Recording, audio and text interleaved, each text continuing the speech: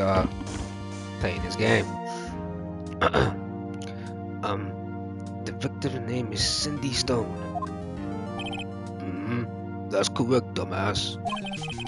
Now, tell me what was the cause of death. You better not fuck up. She died because she was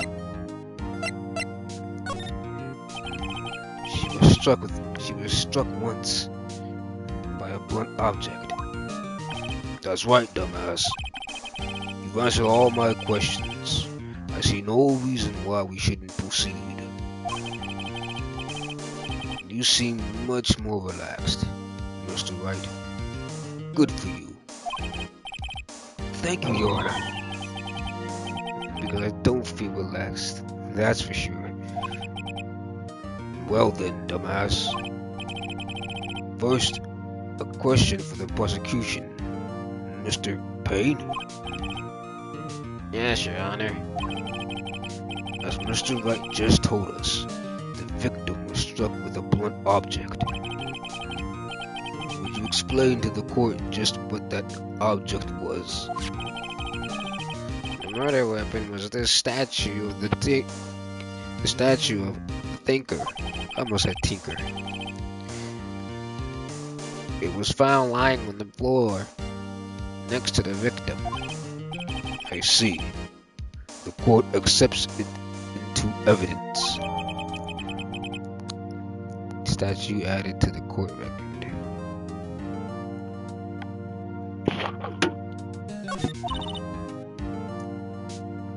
Right. Be sure to pay attention to any evidence added during the trial. That evidence is the only ammunition you have in court. Use the R1 button to check the court records frequently. Bitch, how do you know I have a R1 button and it's not R2 or some shit? How did you already know it's R1? We were breaking the fourth wall. Alright, Mia, I see you.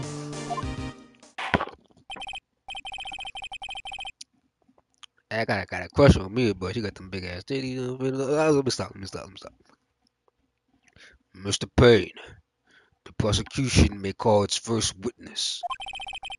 The prosecution calls the defendant Mr. Butts to the stand. If you ask me, that's kind of a stupid last name. Chief, what do I do now? Pay attention. You don't want to miss any information that might help your client's case.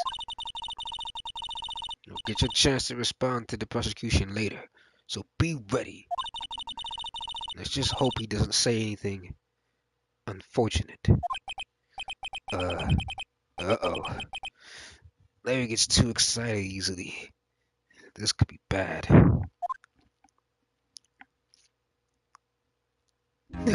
Look at me. Mr. Butts, is it not true that the victim had recently dumped your bitch ass? Hey! Watch it, buddy. We were great together. We were Romeo and Juliet, Cleopatra and Mark Anthony.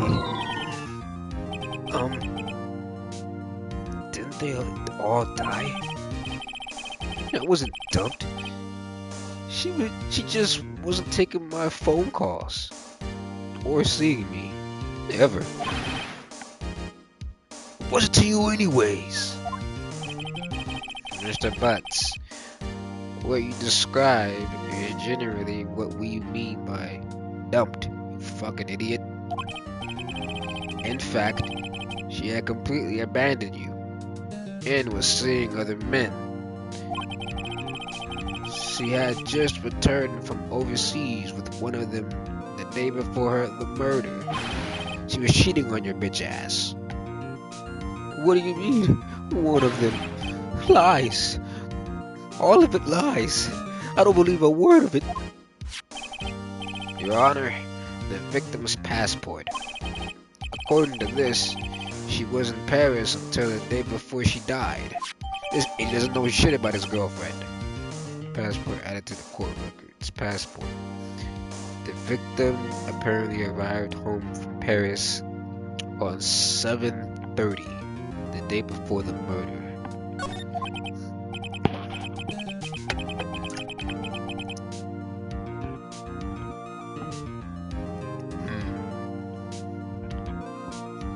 Indeed.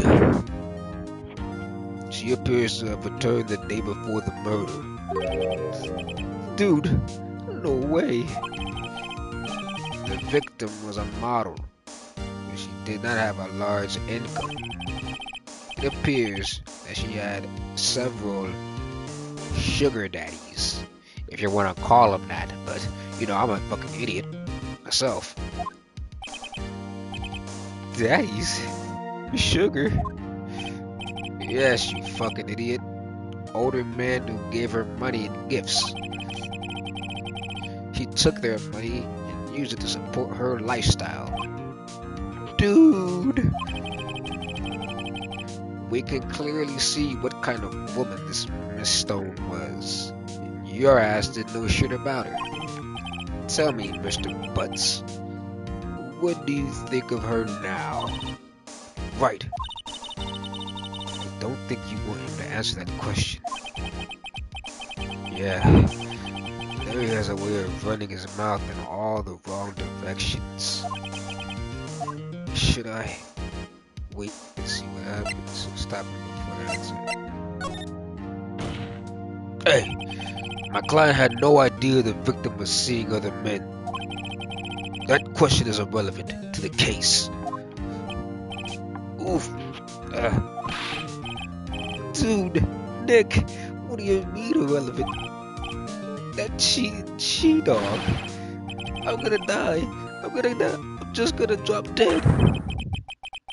Yeah, and then I'm gonna hit the button of this. Let's continue with the trial, shall we?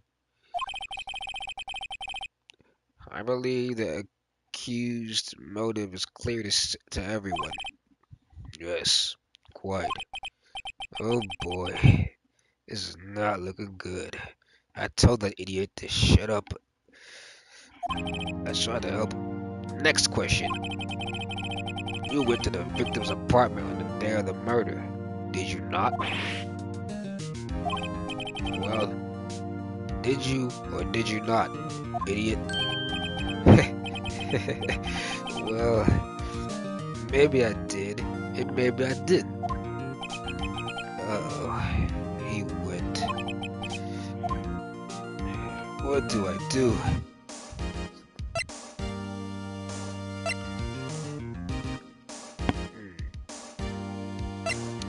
Now, this man is known to not say anything good.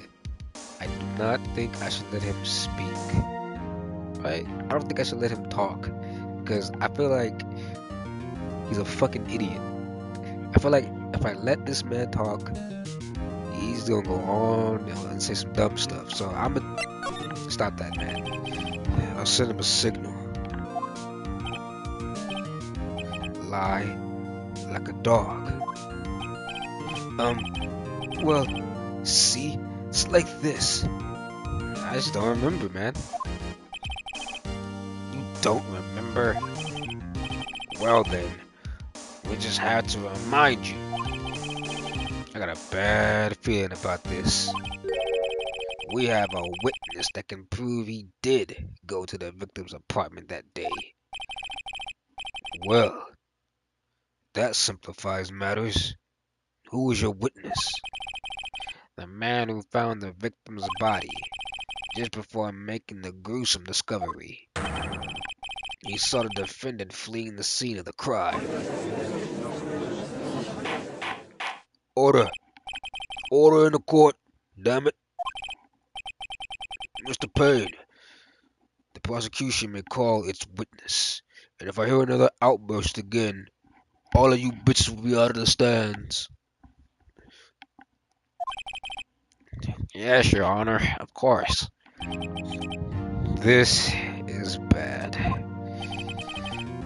On the day of the murder, my witness was selling newspapers at the victim's building. Please bring Mr. Frank Sawwit to the stand. This is the nigga that did it. Mr. Sawwit, you sell newspaper subscriptions. Is this correct? Oh yes. Newspapers, yes. Mr. Sarwit, you may proceed with your testimony. Please tell the court what you saw on the day of the murder.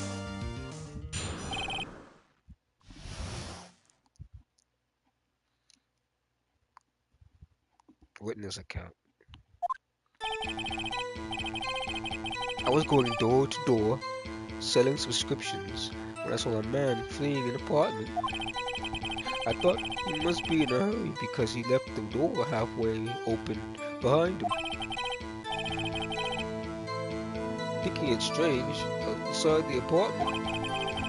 Then I saw her lying there, a woman not moving, dead. I quailed in front of the door. I quailed in front and found myself unable to go inside. I thought to call the police immediately. However, the phone in her apartment wasn't working. Wait, so you went inside, huh? I went to a nearby park and found a public phone.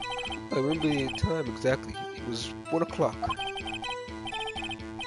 The man who ran was, without a doubt, the defendant sitting right over there.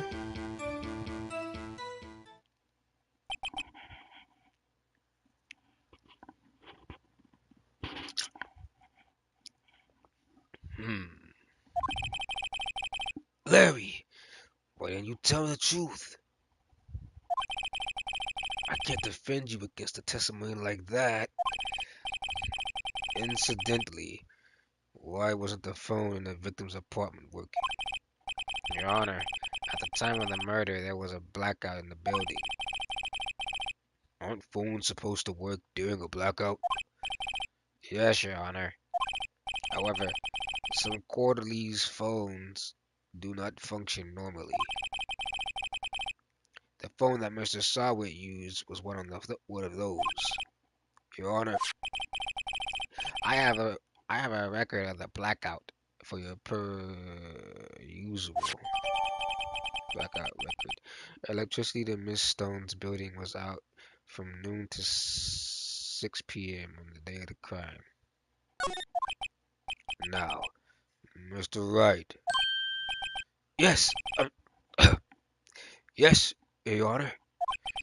You better come, Your Honor, next time. Watch your ass. You may begin your cross-examination. Cross-examination? Your Honor? All right, this is it. The real deal. How about you and me go? How about we just skip the case? You and me go have some lunch, you and me. What exactly am I supposed to do? Why, you exposed the lies in the testimony the witness just gave. Lies? What? He was lying? Your client is innocent, right? That witness must have lied in his testimony. Or is your client really guilty? Well, I prove he's not. You hold the key. It's in the evidence. Compare the witness's testimony to the evidence at hand. There's bound to be a contradiction in there. First, find contradictions between the court record and the witness's testimony. Then, once you found the contradicting evidence, present it and rub it in the witness's face. Hey, you can rub those booze in my face, that's all I'm saying. Alright, stop. Okay. Open the court records with the R1 button. Then press out the contradiction. Then point out contradictions in the testimony. There you go again with the R1 button. See, letter R1 button. This guy is nasty. His face is disgusting. I was going door to door selling subscriptions when I saw a man fleeing an apartment. I thought he must be in a hurry because he left the door half open behind him. Thinking it strange, I looked inside the apartment. Then I saw her lying there, a woman not moving, dead. I quailed in fright and found myself unable to go inside. I thought to call the police immediately. However, the phone in her apartment wasn't working. I went to a nearby park and found a public phone. I remember the time exactly. It was 1 p.m. The man who ran was thought I ducked the defendant sitting right over there. That's all of it. There must be a contradiction in there somewhere. Examine the court record with the R1 button if something strikes you as suspicious.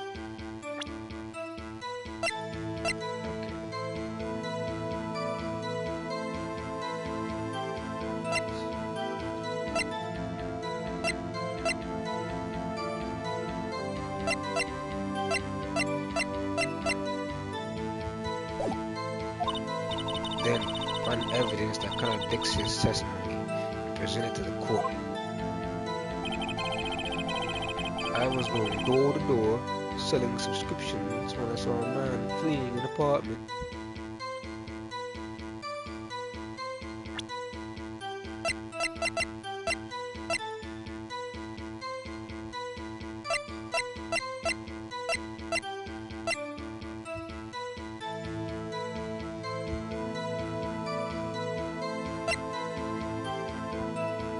I don't get it.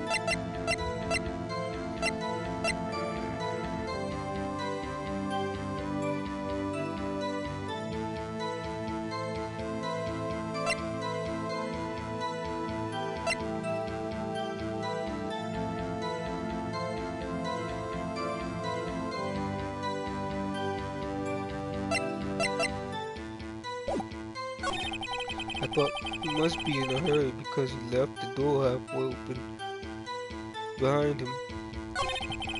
Thinking it strange, I looked inside the apartment. Then I saw her lying there, a woman not moving, dead. I quailed in fright and found myself unable to go inside. I don't know. I'm supposed to. Yeah, this is new to me. I don't know what I'm supposed to do. I thought to call the police immediately. However, the phone in her apartment wasn't working.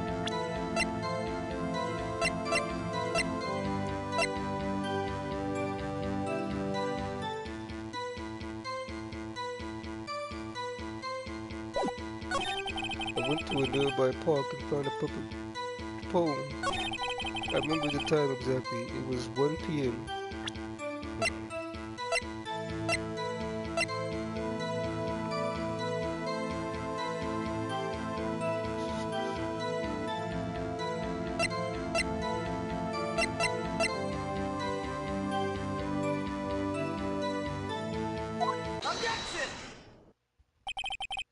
You found the body at 1 p.m. You sure? Yes, it was 1 o'clock p.m. for certain. Frankly, I find that hard to believe. Your statement directly contradicts the autopsy report. The autopsy report notes the time of death at sometime after 4 p.m. There was no body to find at 1 p.m. How do you explain this 3-hour gap? Oh, that. Oh, This is trivial. The witness merely forgot the time. fuck no. After his testimony, I find that hard to believe. Nice try, bitch.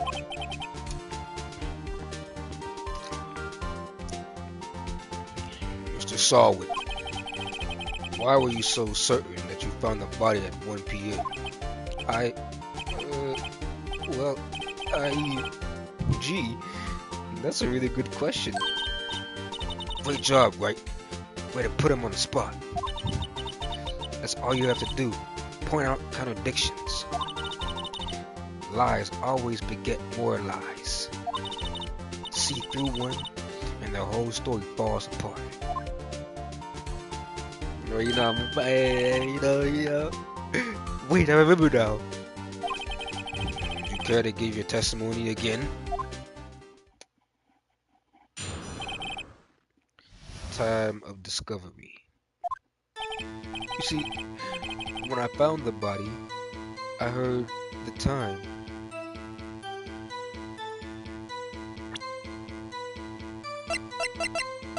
Okay.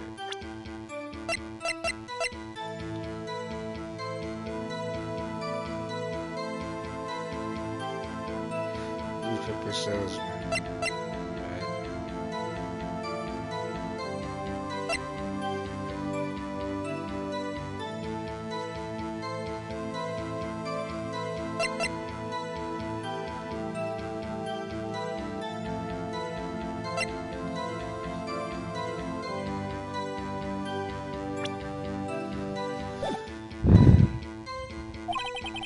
There was a voice saying the time. It was probably coming from a television. Oh, but it was 3 hours off, wasn't it? I guess the victim must have been watching a video of a taped program. That's why I thought it was 1 p.m. Terribly sorry about the misunderstanding.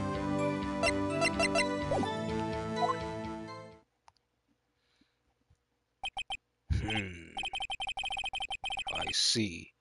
You heard a voice saying the time on a taped program. Okay. Mr. Wright, you may cross-examine the witness. Right. You know what to do. I've got this one.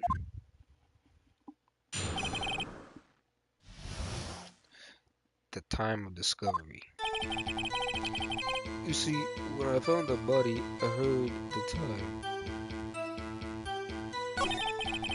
There was a voice saying the time. It was probably coming from the television.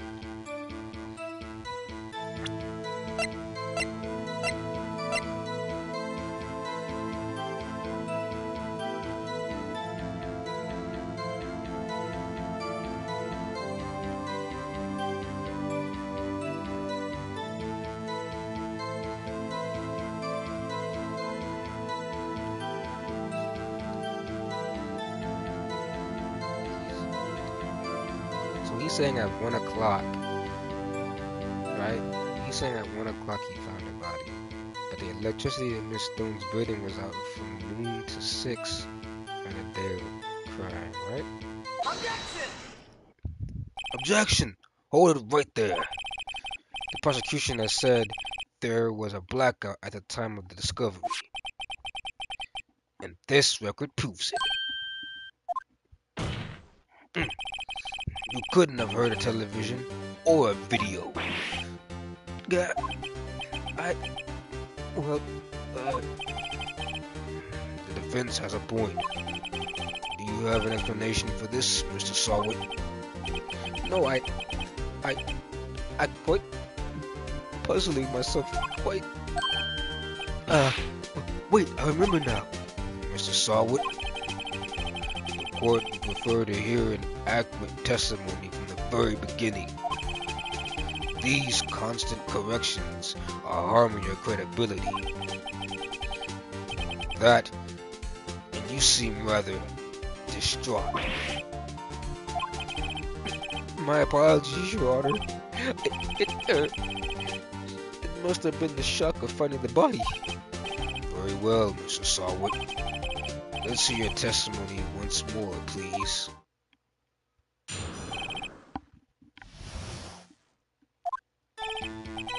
I thought this game was gonna be hard with like presenting this stuff, but when it's time to present it, you present it. Actually, I didn't hear the time. I saw it. There was a table clock in the apartment, wasn't there? I don't think I can present it too. Yeah, the murder weapon. The killer used it to hit the victim. That must have been what I saw. This right here?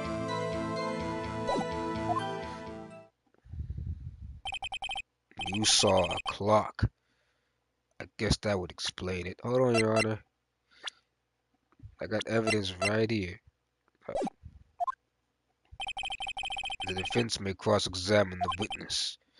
Gladly.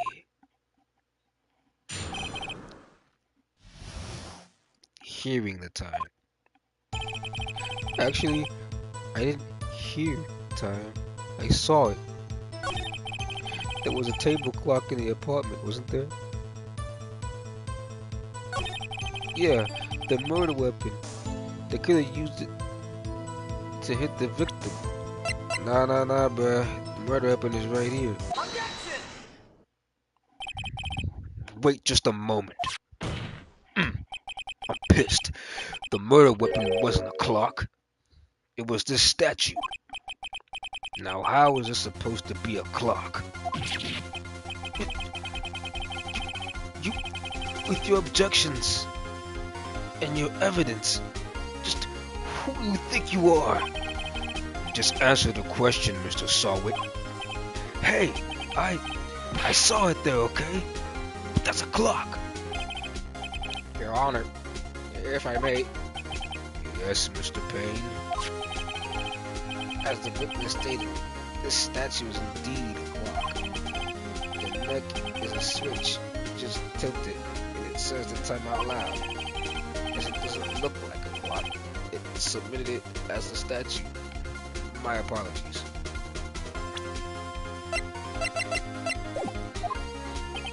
I see. So the murder weapon was a table clock after all. Well, Mr. Wright, it appears that the witness' testimony was correct. This is a clock. Do you have any problems with this testimony?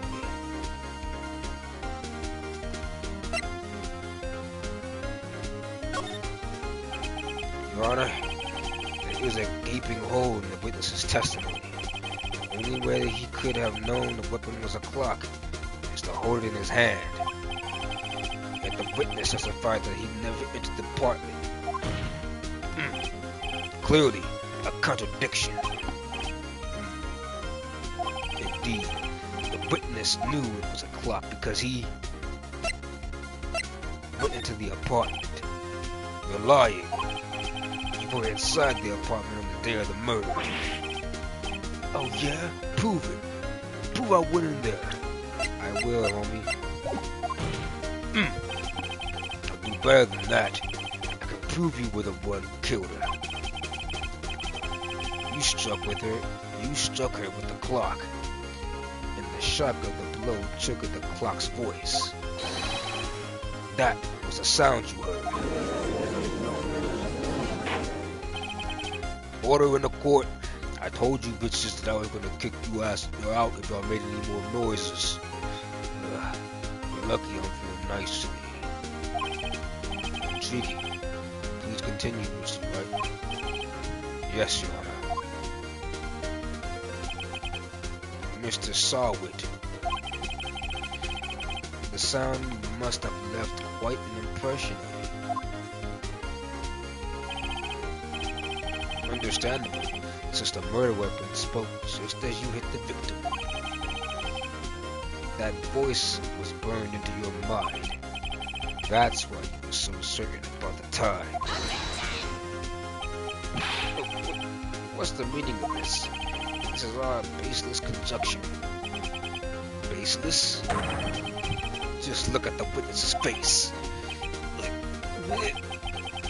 Would the witness care to elaborate? Did you strike the victim with the clock? That day I never... Look, the clock, I heard... No, I mean... You bitch. Shut up. Shut up. Shut up. Shut up. I hate you. It was him, I tell you. I saw him. He killed her. And he should burn. Burn. Give him the death.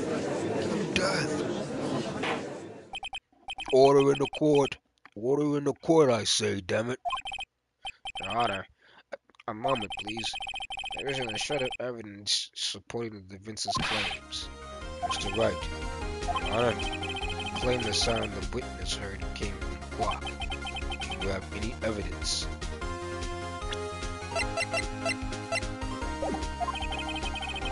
Case is fighting with this. I'm going to think it through carefully. Your Honor, the sound Mr. Sawit heard was definitely this clock.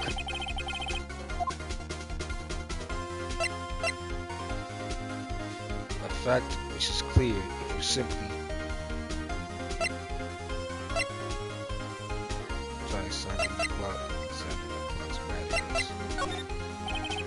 Let's sound the clock now, here in this court.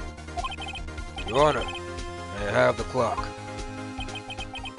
I ask the court to listen very carefully.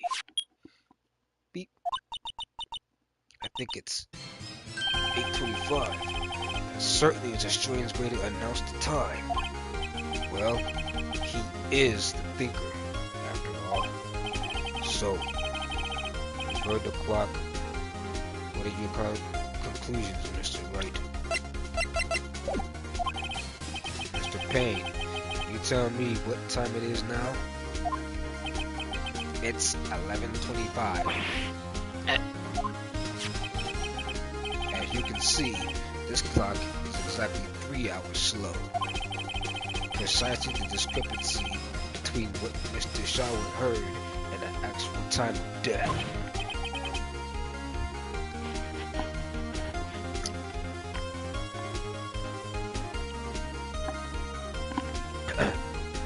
So, Mr. Sherwood, try to talk your way out of this one. Ha! You forgot one thing. What's he talking about now? While it may seem like the clock is running 3 hours slow, it proves nothing. How do you know it was running 3 hours slow on the day of the murder?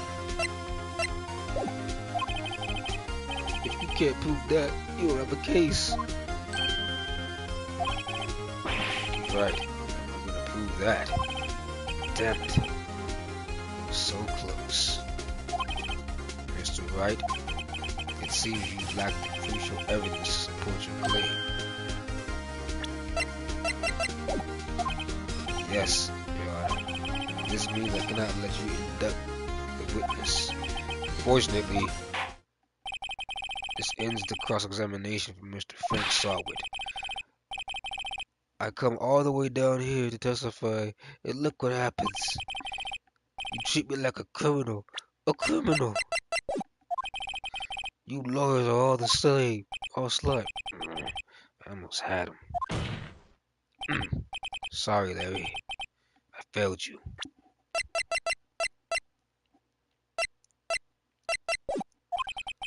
There's nothing I can do about it now.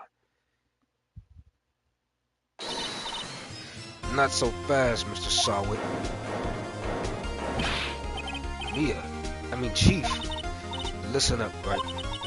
Don't throw this one away. Not like this. Think. But Chief, it's over. I lost. I can't prove the clock was slow the day of the murder. Nobody can prove that. Well, yes. But that doesn't mean you can't still win. So I'm thinking out of the box. Don't waste time doubting the facts. Assume the clock was 3 hours slow. And think through. Ask yourself, why was the clock 3 hours slow? Figure out the reason and you have your proof. Right? Right? That's funny. Right? Think of a reason as to why the clock would be 3 hours slow. Wait, maybe I can prove it. You must have evidence somewhere that can prove it, right? I do.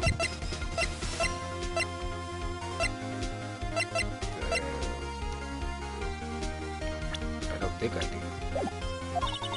Find it and let him have it. Well, Mr. Wright, you said the clock was already running slow on the day of the murder. You found evidence to support this claim? Of course. There is a piece of evidence in the court record that can prove my claim beyond a doubt. Ha! Tough words. Let's see you pull this one off. Let's see the evidence that proves why the clock was running slow.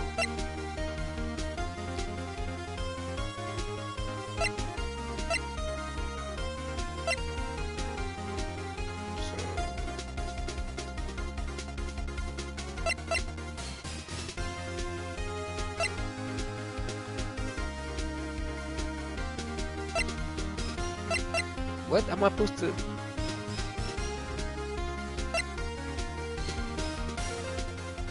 It's not this, because this is an autopsy. Time of death. I did this already.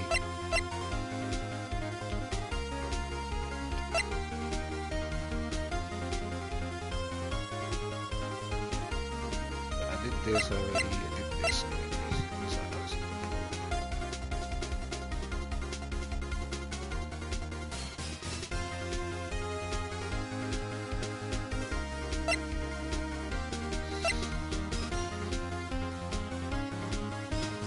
Well, how am I supposed to prove? How am I supposed to prove that the clock is running slow?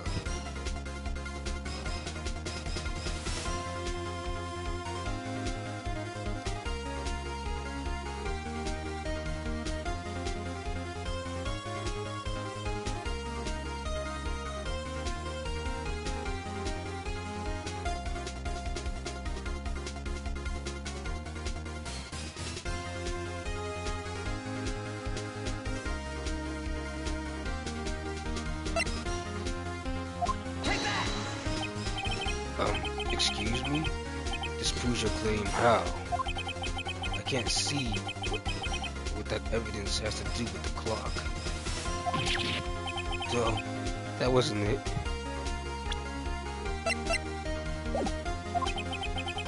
One more chance. Give me just one more chance. Alright, Mr. Wright.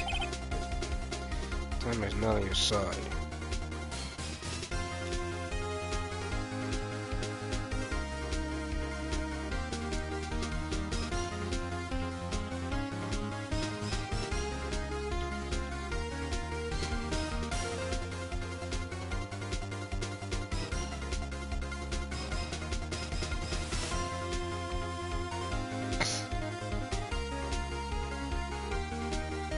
This is tough, bro.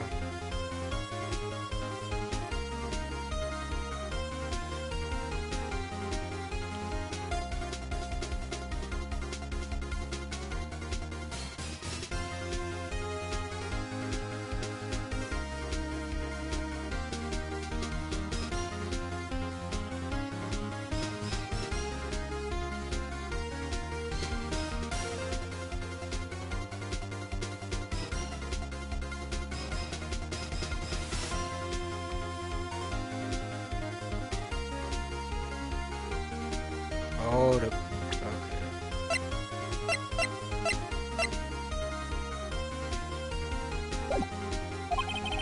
Be quick about it. I got you. Let's see this evidence that proves why the clock is.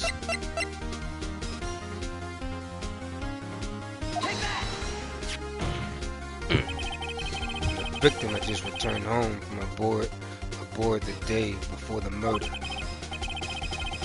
We all know the time difference between here and Paris is 9 hours. It's 4 p.m. here. It's 1 a.m. the next day there. The clock wasn't 3 hours slow. It was 9 hours fast. The victim hadn't reset her clock since returning home.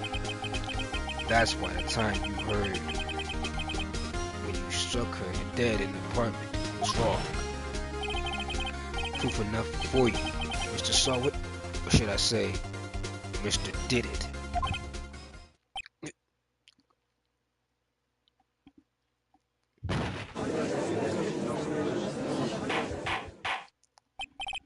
Order. Order, I say. Well, this case has certainly turned out differently than we all expected. Mr. Payne, your witness, he was arrested and has been taken away, Your Honor. Very well. Mr. Wright? Yes, Your Honor.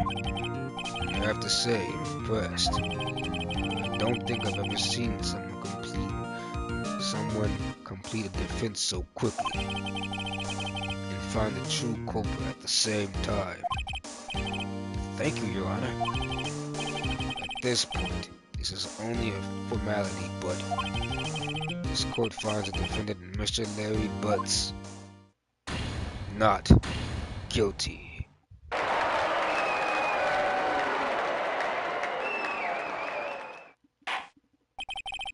And with that, this court is adjourned.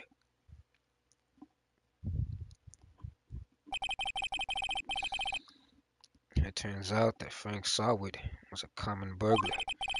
He posed as a newspaper salesman to check and see when people were out of the house.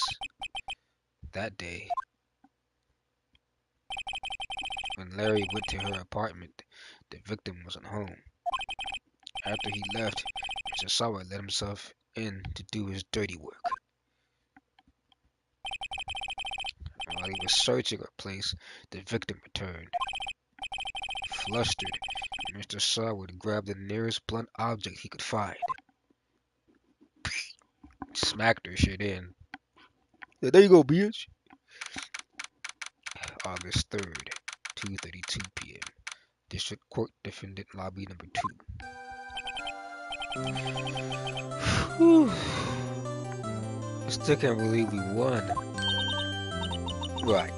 Good job in there. Congratulations. Thanks, Chief. What all do you? Not all. Not at all.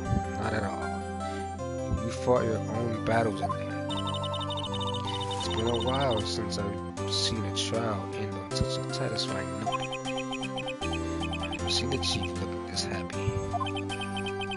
If she's this glad, imagine how Larry must feel. My life is over. Larry, you're supposed to be happy. What's wrong now? Oh, Nick.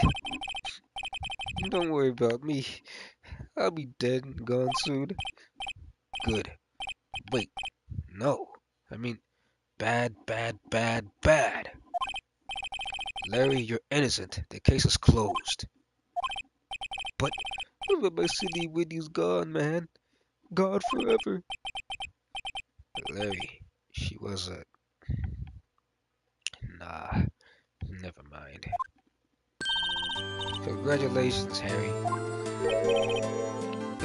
Harry? Yes, you. I can practically see the headlines now. Harry Butts innocent. Thanks. I really owe you one. I won't forget this ever. Let's celebrate. Dinner, movie, my treat. Man, screw that. I got stuff to do. I got paperwork to fill out. I got me and the Chief got stuff to do, but we can't be having dinner with you, man. I know we are best friends. Listen to me. I know we're best friends, Larry. But fuck you. Generally, fuck you, bro.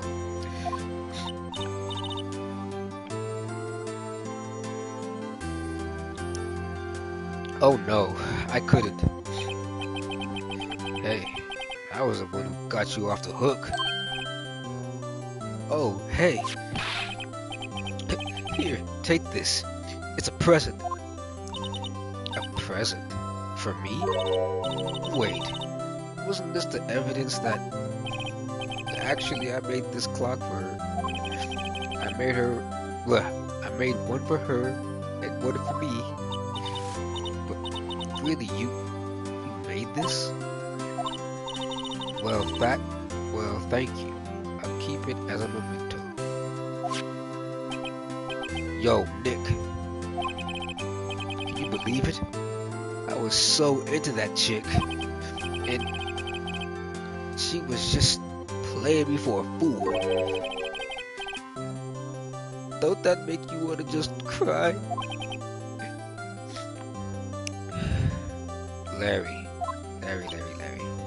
Larry, my guy, my boy. Are you so sure?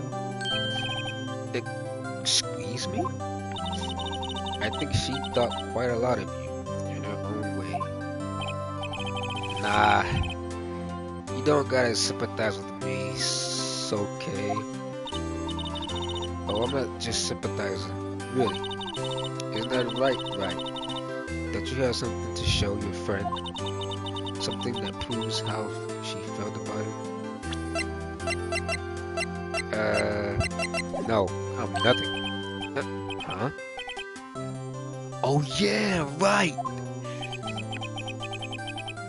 What the heck is she talking about?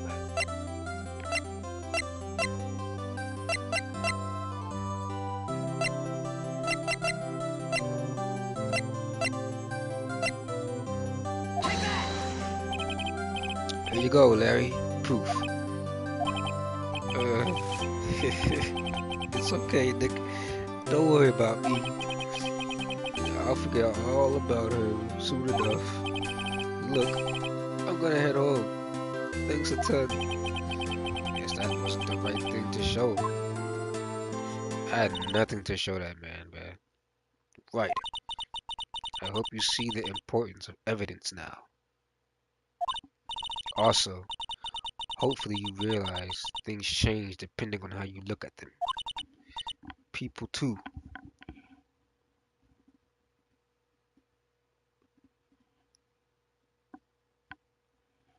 Hold on, y'all.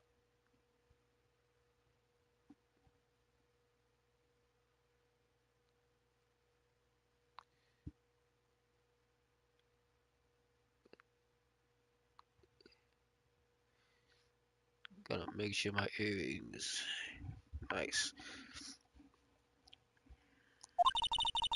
You never really know if our clients are guilty or innocent. All we can do is believe in them.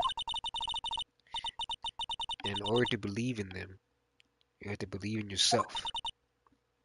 Right. Listen, learn, grow strong. Never let go of what you believe in. Never. Well, I think our work here is done. Shall we be off? Yeah, I guess so. Say, how about dinner on me? Oh yeah, I was just thinking about that girl. I was just saying, but fuck Harry. Yeah, fuck that man. Me and you gonna go on a date. Where you wanna go? It's your treat. We can go anywhere.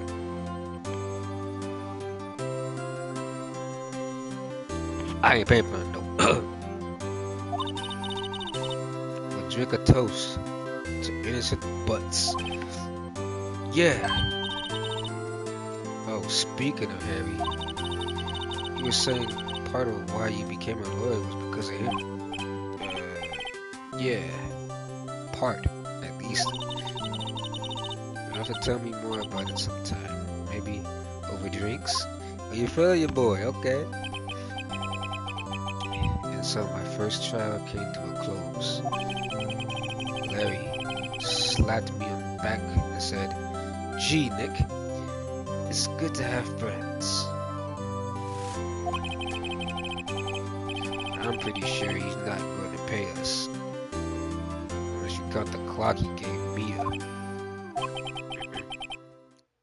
I didn't know it then. But that clock was soon going to be at the center of another incident. And my promise to tell the chief about me and Larry would be one promise that I wouldn't be able to keep. What the fuck is that supposed to mean?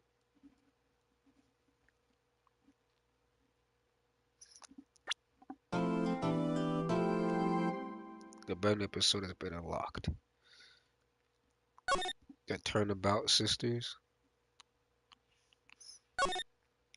Let's go. Say this shit.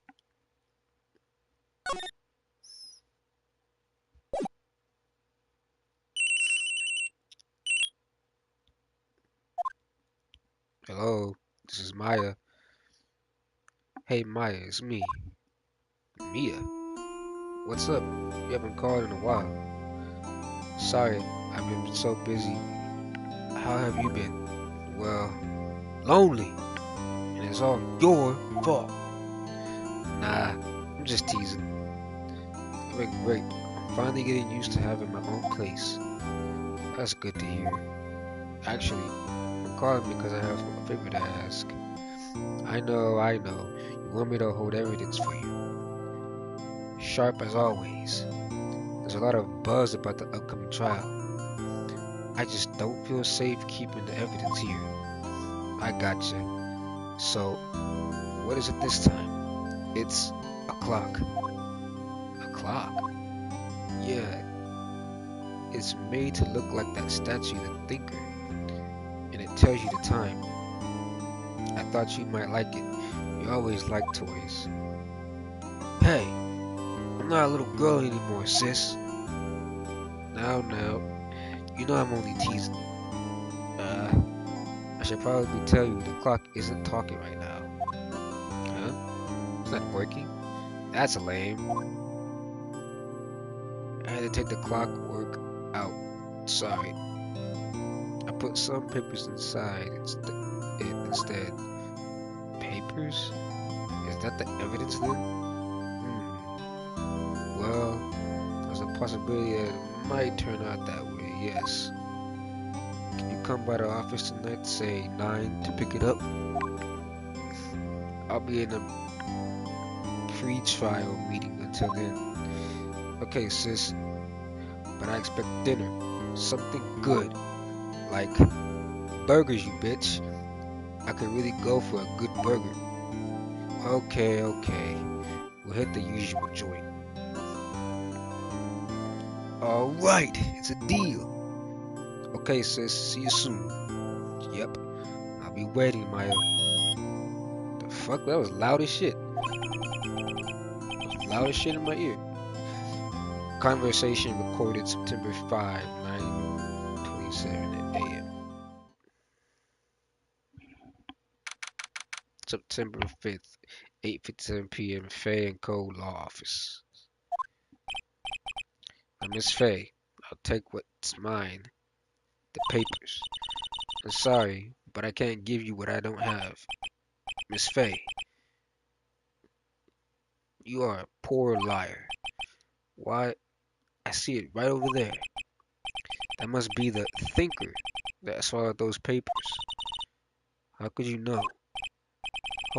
Oh, you are not carnivorous of my background? I think that's carnivorous. Gathering information is my business, you see. I should have been more careful. Oh, my dear Miss Fay, I am so very sorry, but I'm afraid I must ask you for one more thing. Your eternal silence. Farewell, Miss Fay. Oh shit. Whoa, what the red, white, blue. The chief is dead? That sucker just murdered the chief? September 5th, 9:08 p.m. Fan Cola offices. I know he didn't kill the chief. I was really fucking with the chief. Uh-oh. I'm late. Huh? That's strange. Guess the chief left without me. She said her sister was coming over, so we should all go out for dinner. What's that smell? Blood? Mia! Maybe she's in her office.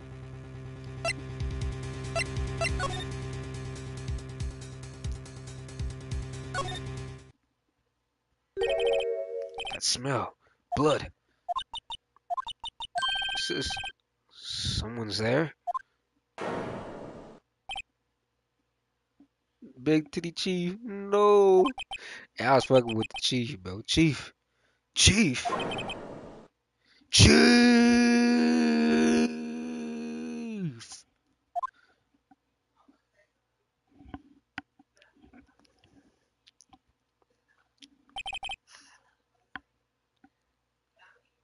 Who are you?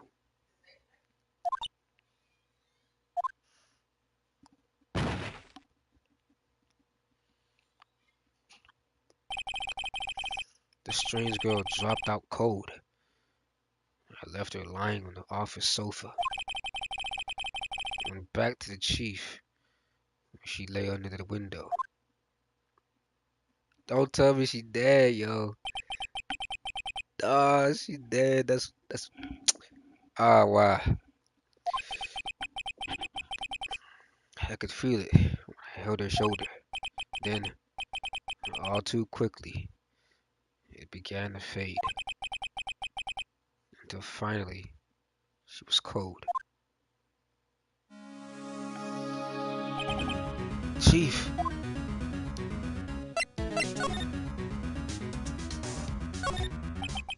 Chief, it's hard to see her. It's hard seeing her like this. But if there are any clues here, she was struck on the head with a blunt object. She probably died instantly. The thinker laying next to her must have been the murder weapon. The murder weapon was like a statue, but it's actually a clock made by Larry Butts. There are some glass shards near the chief's body. It must be pieces of the glass, a light stand lying broken in the back of the door.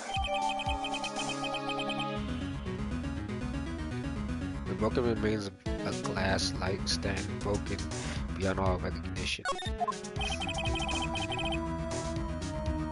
Nothing else that seems like a clue here.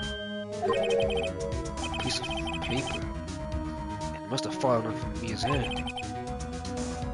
What could it be?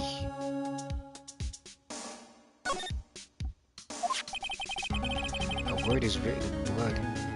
A scrap of paper. Maya? Did Mia write this? This piece of paper is a receipt for a department store dated yesterday.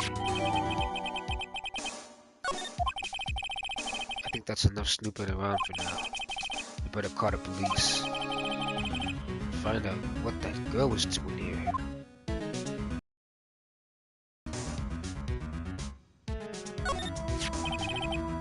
It's encrusted with dried blood.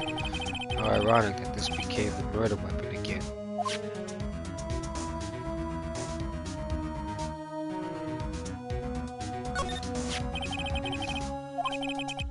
You seem to be a remains of a glass shard. What else can we got? What else we got here? The chief's chair. A simple, functional design. It's pretty good to sit in, too.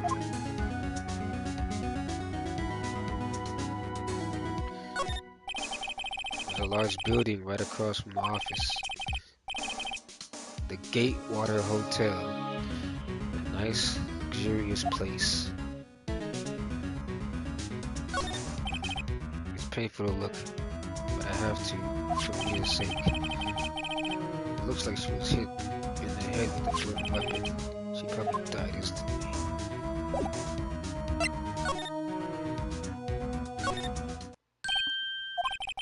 That girl just now, where did she go?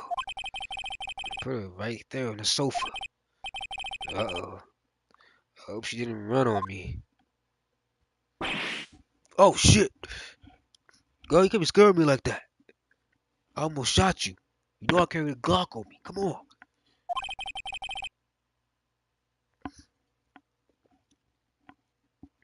Don't scare me like that.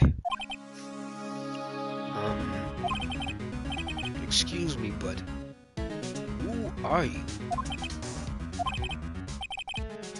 It's okay. I work here. Maya. Maya Faye. Maya Faye? Maya. So Mia was writing this girl's name. Maybe I should show her the receipt? I never thought there'd be a use for evidence like this outside the courtroom.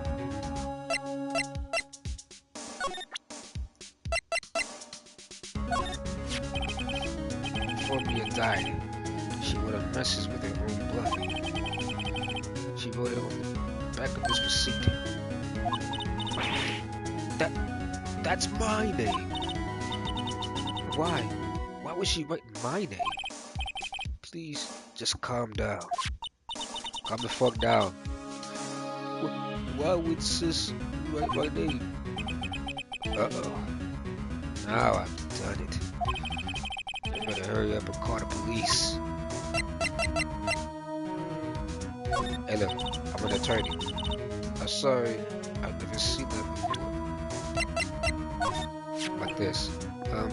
About the thinker. Thinker? That was... Oh, sis. Probably shouldn't have asked her about the murder weapon. This was lying next to the chief. I know, I saw it in there too. I thought there might be pieces of a light stand. Maybe. Never heard of a glass light stand before.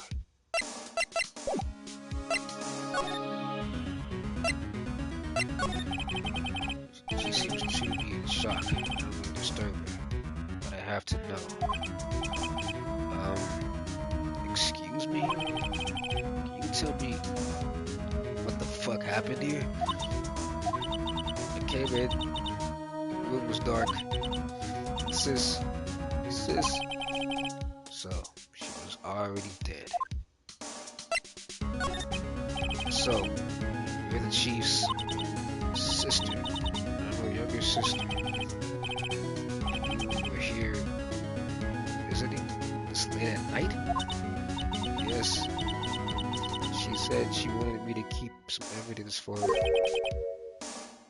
Evidence? Yes. It was that clock. It was the thinker.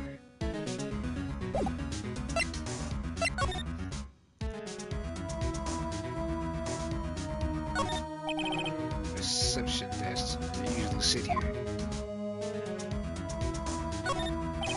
A small writing desk, cluttered with office supplies. You couldn't cram more legal books in here, even if you wanted to. They could gaze upon themselves without feeling insignificant. Large painting. I guess you'd call this modern art. I, on the other hand, call it a mistake. But it's the chief's dead, so she don't know that I call it that. This sofa is for clients. It's leather. Real luxury model. Door to the chief's office. Slightly open. Better not touch the doorknob.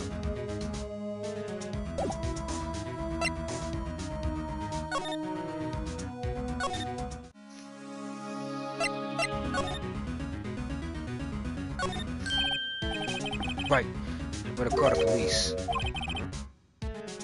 That's funny. A few of the screws on the receiver are missing. Looks like someone was halfway through taking it apart. Police! Please, come quick! What was that? Someone screaming from outside the window. She's staring right at me. She's holding a phone in her hand.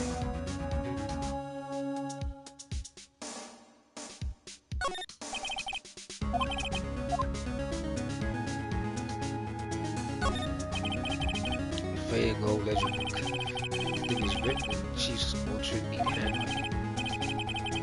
It's a small office, but it makes a good bit of money. Surprisingly, the chief is never good with machines. But all she used this PC for was email. She picked up this ancient model at some garage sale for practically nothing. All the chief's important documents are packed in here. This is where she filed her case records and recent rulings. Is that everything?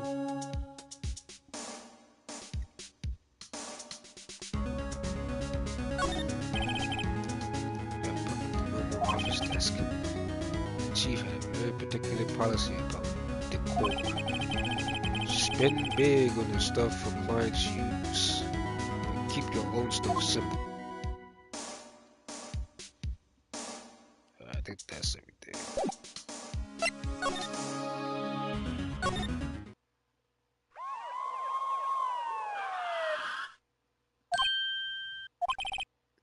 police.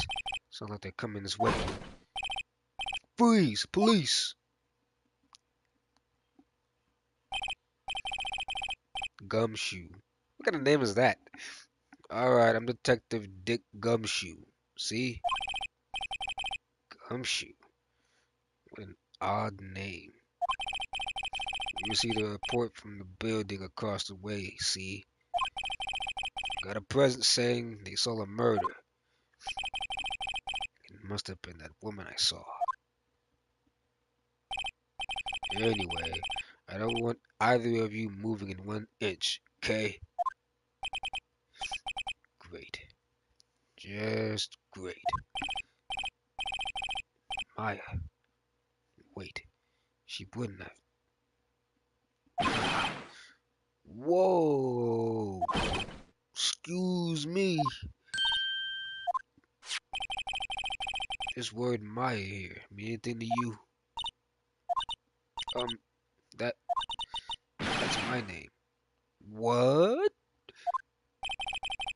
The victim drew with this here note in her own blood, see? With her dying breath, she wrote down the killer's name. Killer? I'm not. Case closed. You're coming down to the precinct, ma'am. What? What? Hey, it wasn't her, but Mia's younger sister, Maya, was arrested on the spot. I was taken in for questioning. I didn't get out until the next morning. My eyes were heavy, but I couldn't sleep. I sat around, waiting for visiting hours to begin at the detention center. I had to talk to Maya as soon as possible. September 6th, 9:07 a.m., detention center, visitors room.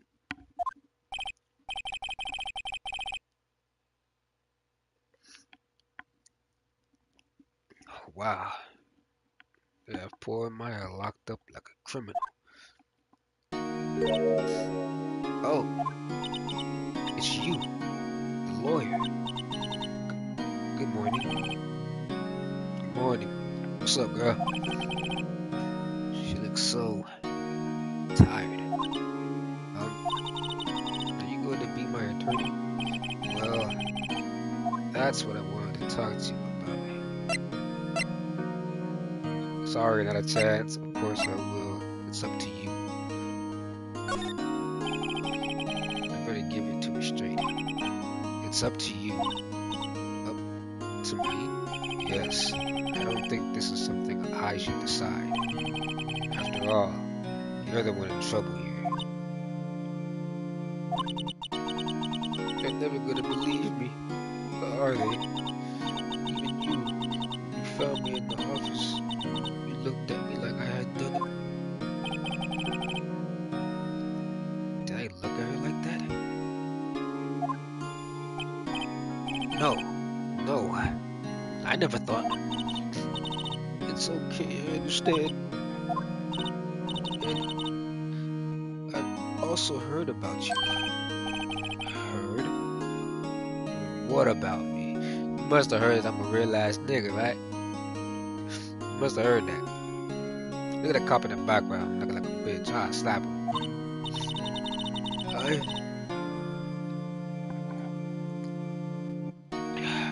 I was talking to my sister on the phone the other day.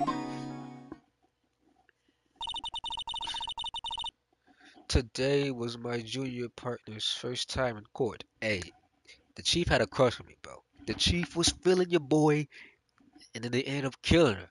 Like, bruh, look how fine she is. The chief was feeling your boy, and then they went and nuked her. Her fine ass. Wow, really? How'd that go? It was quite the scene. Honestly, I was on edge the whole time. It's been a while. So he crashed and burned. He's a genius. One of those strike fear into the hearts of evil types. The only thing he's lacking is experience. Huh? Sounds like it was fun. Well, I know who to go to if I ever get into trouble now. I don't know, Maya. I think you might want to wait. Give him 3 more years. That is, unless you want to be found guilty. Oh, she was hating on your boy? That's what she said. Uh, I'm sorry. I didn't mean to insult you. No, it's okay. It's true, I guess. I just be wigging it. I just be wigging it. I'm not gonna lie. But at the same time, I can't just sit by and watch. When I think of the person who did this to Mia, it makes me mad. They took away my bae. I had big titties that I was gonna put in my face and it was gonna be hers, and they took that away from me. We're gonna examine first, bro. Look at this bitch nigga right here. This guard monitors the visitors room. He hasn't moved an inch. Real pro, this guy. Hold on, I'll be right back.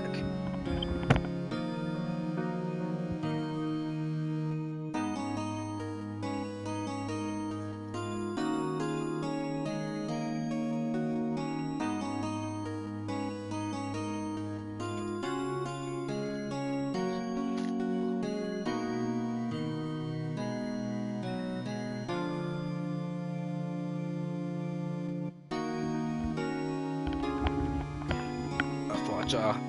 I had to tell my friend I'm playing this game. This is a fun ass game.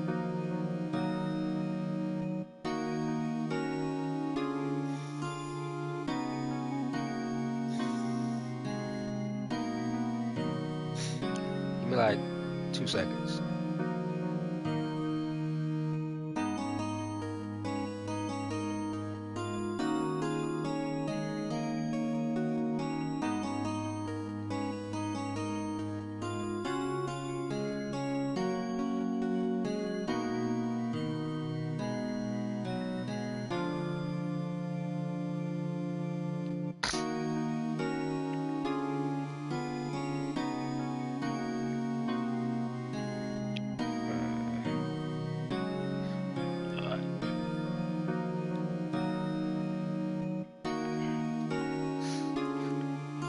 Now we're done looking at that bitch ass cop. Let's look at this camera right here. Smile for the camera. No clues here.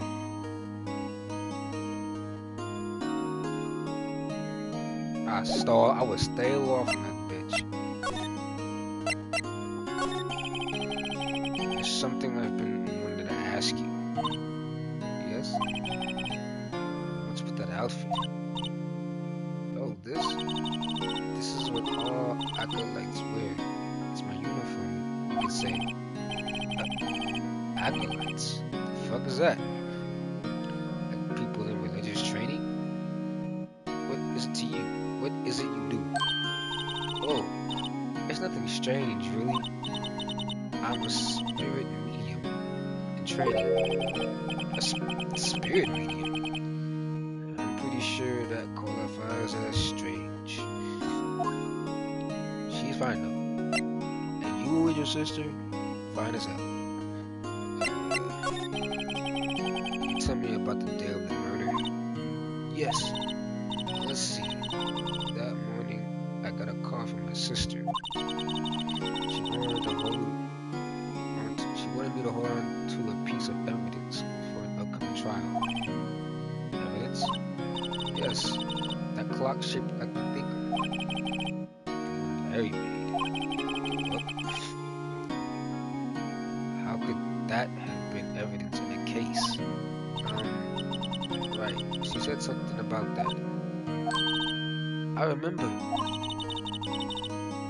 Do you want to hear it?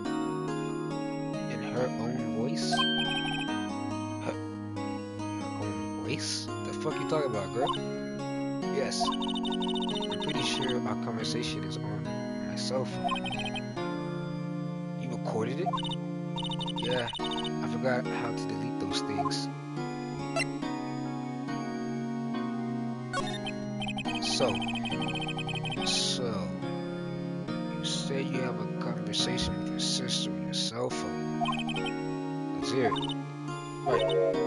Oh, I just remembered. That detective took my cell phone. Sorry. Oh, right. Of course. No shit, you're not gonna have your cell phone and lock your ass up. No? You keep wasting my time. I'm gonna have to charge you double. Double the normal fee. You keep wasting my time.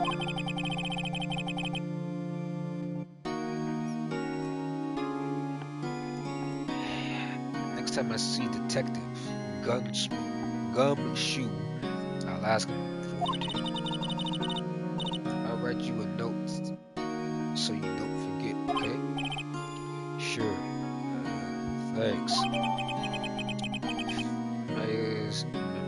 The conversation I had with my sister is recorded on my cell phone.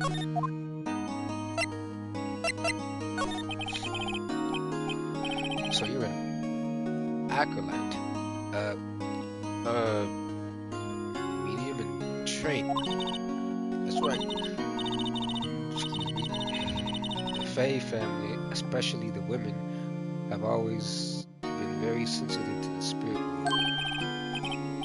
Wait a second. You said the Faye family? So, Mia was into this stuff too? Of course. She left the mountain to follow her career, she said. Her powers were first class too. I had no idea. Wait. What? So, you're a real honest to goodness spirit medium? With ESP and all that? Yes, in training. Well, can't you contact me a spirit then? You can just ask her who killed him. I'm sorry. I'm still in training. Ah, you dumb girl. Why would you? Ah, I couldn't do something on that level. I thought that would be too easy.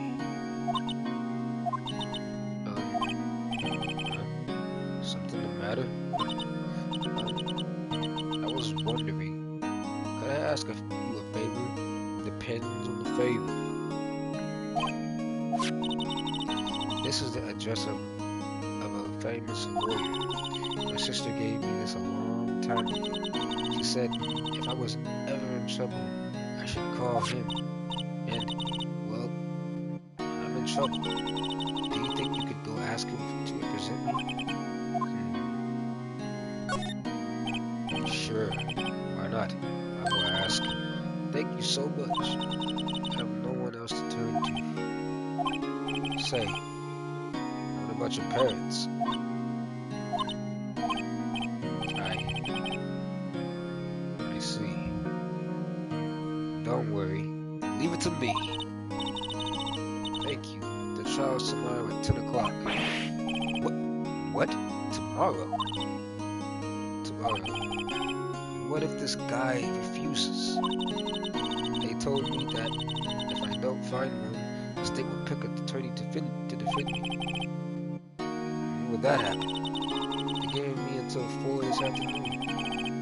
And visiting hours are almost up. I better hurry. Right, I'll be back. Can you tell me about the day of the murder? Sorry, I know it must be hard. No, it's okay.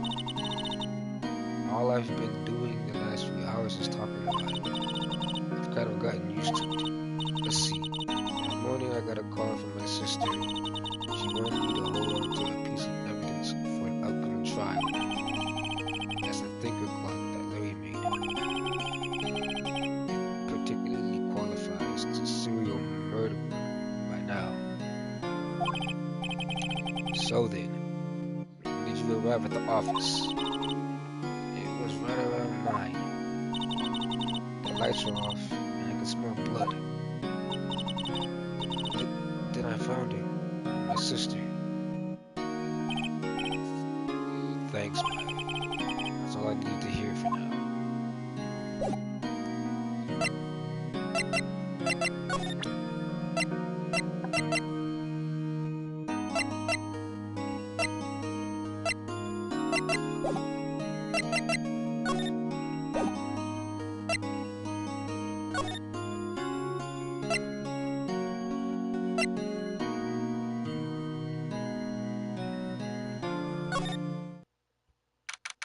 September 6th, Van Cole offices. The office is filled with police officers. They're all busily searching for clues. Hey, you there. This is a crime scene, pal. No trespassing. Sorry. Do I know you from somewhere? Wait, you're that Butts guy, aren't you? No. I'm Phoenix Wright. How could anyone mistake me for Larry? That dude's a fucking idiot. Ha. Guess I got the wrong name, Mr. Wright. Sorry about that. That Butts guy, he was a killer. And you're no killer, right? He was proven innocent. Right. And you are...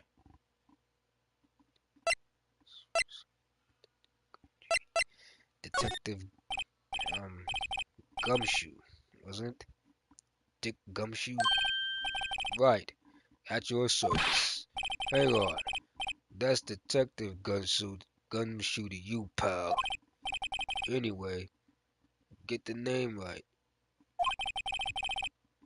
And don't go calling me Dick. Hey, Dick, get over here. Yes, sir. Be right there. Um, you're her lawyer, right, pal? If you got business here, you better go do it quick. Whew. He thinks I'm Maya's lawyer.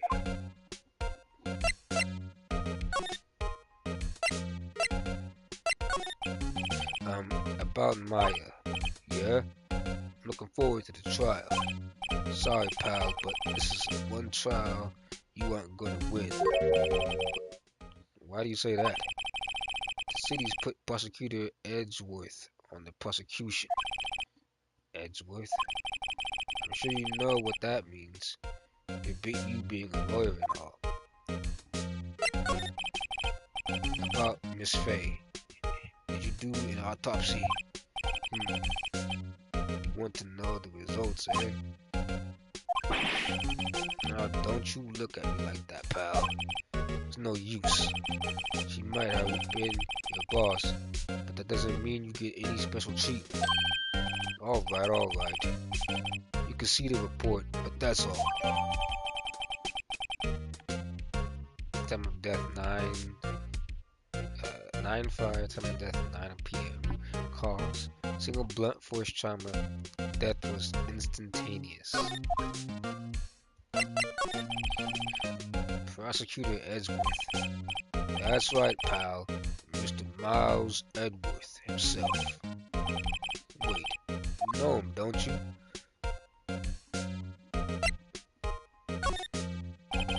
Never heard of him. Whoa, you got yourself a lawyer, pal? About 4 years ago, this Edgeworth guy became a prosecutor at the age of 20. Everyone said he's a genius. Surprised you don't know him. Of course I know him. I'm just plain dumb. He's a cold, worthless machine who'll do anything to get guilty. To get a guilty verdict. There are rumors of back alley deals and forged evidence. All I know for sure is that Edgeworth hates crime with an almost abnormal passion. I never imagined I'd be facing him so soon. Hey, bro.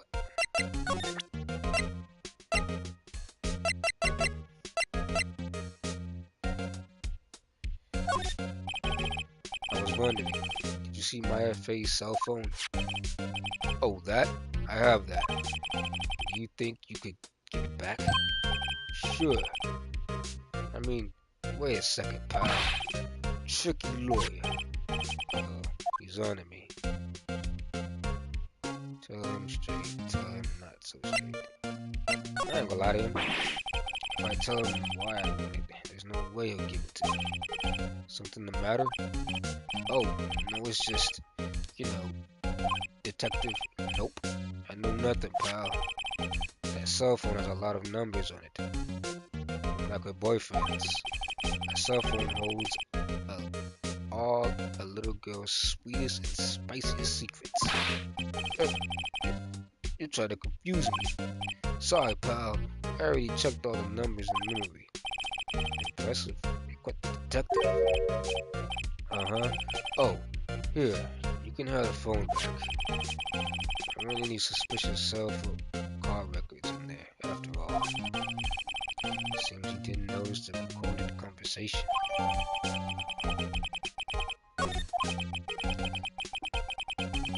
Check the car record to hear the recorded conversation. I guess I've asked all the questions I needed to. You all done, pal? Yes. Thank you. I'll be heading out now. September 5th, 9:27 a.m. Maya. Mia, what's up? You haven't called in a while. Maya. Well, actually, there's something I wanted to want you to hold on to for me. Maya, again? What is it this time? It's a clock. It's made to look like that statue, the thinker, and it tells you the time. I should probably tell you the clock isn't talking right now. Huh? It's not working. That's lame. I had to take the clockwork out, pal. Clockwork out, sorry, said pal. I put some papers inside it instead. Papers? Is that the evidence then? I'll leave that one up to your imagination. See you tonight at 9.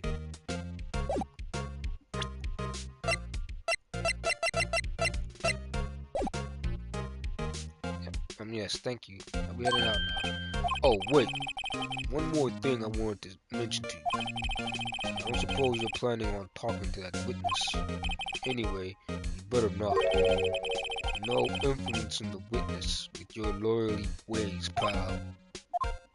Fuck you. Think of it. I completely forgot about it. The witness? Yeah, Miss April May.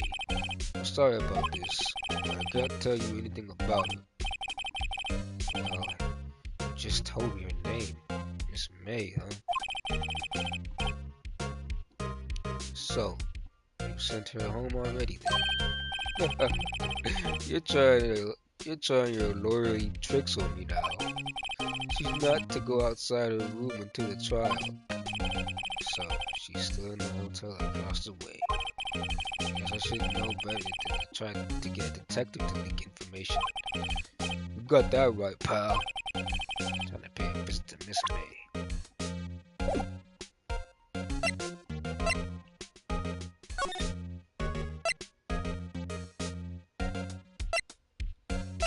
Let's go here. September 6th, Goldsburg Law Offices. According to the receptionist, the big boss is out. She couldn't say when he'd be back. It must be hard to keep track of everything when you're a famous lawyer. Not to mention run in office like this.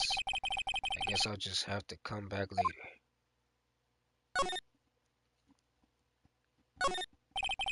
A solid mahogany desk. The wood's been polished to a deep luster. Expensive looking mahogany bookshelves filled with expensive looking books.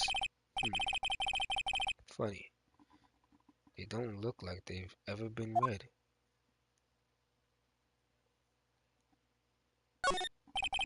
That painting has been bugging me ever since I stepped in here. The oil paint is so thick it's particularly giving me a stuffed nose. I'm sure the price is nothing to sneeze at either, for that matter. An expensive potted plant. no idea what kind of plant it is, but it's probably the most expensive one available. What's this? A table for clients.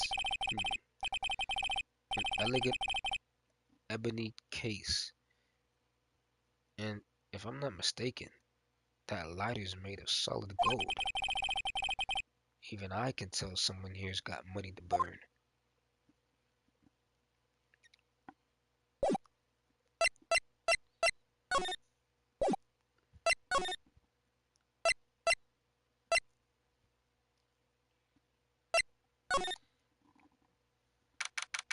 September 6th, Gateway Hotel, room 303. Well, hello there, handsome. Hi.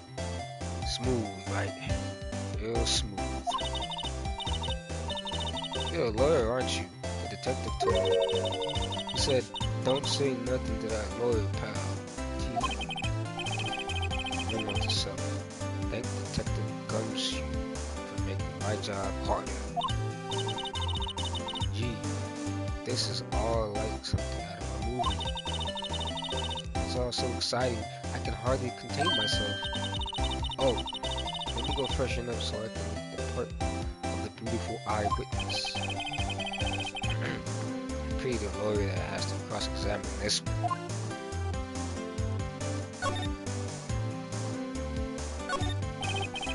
There's a screwdriver stuck in this drawer. I wonder what's inside. Let's take a look. Hey! Hey! What are you doing? No touching. Oh, bad boy. You really shouldn't pry around the office and other people's rooms, you know. You wouldn't want to make me upset, would you? Upset? I thought she was going to explode for a second there.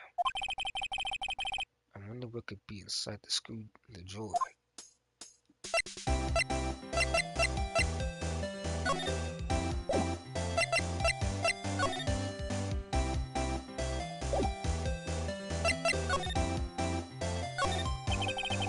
Late summer sunlight streams through the window. There's the fading cold law office's building, of course. You can see the inside of the room pretty clearly from here. I thought it would be a little difficult to recognize a face from this distance, though. I think it would be a little difficult to recognize a face from this distance, though. God damn, my readings. I borrowed 2 glasses from the table. Somebody must be staying with me.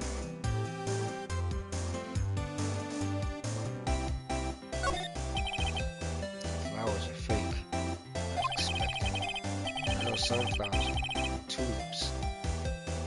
That's about the extent of my floral knowledge. What's inside?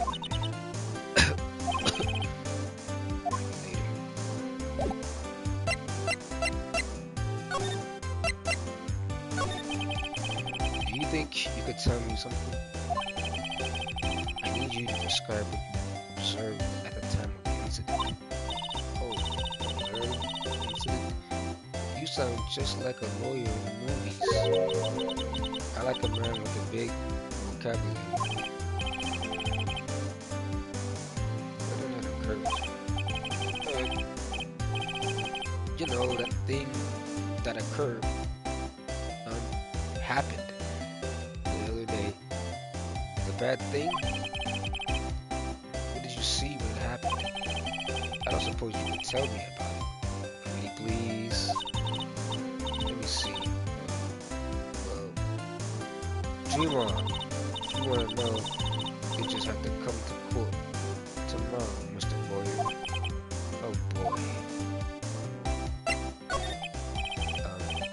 Could you just... Who exactly are you? Oh, Mr. Lawyer, are you hitting on me? No. Hey! I'm just doing my job here, bitch. You know, you're cute, you blush. Believe me, this is the first time in my life I blushed this much.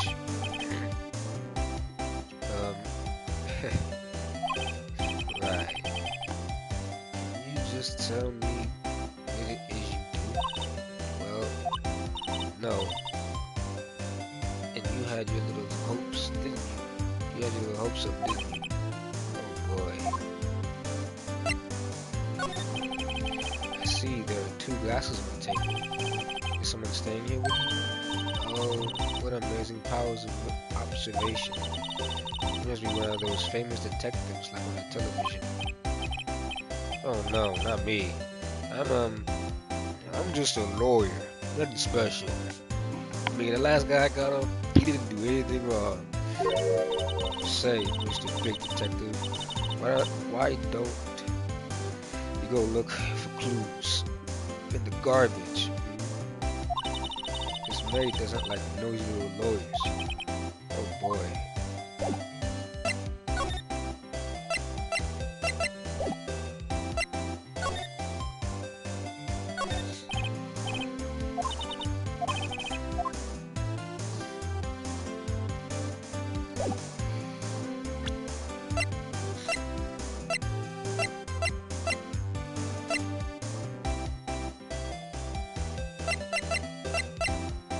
I'll see if I can present something to her ass.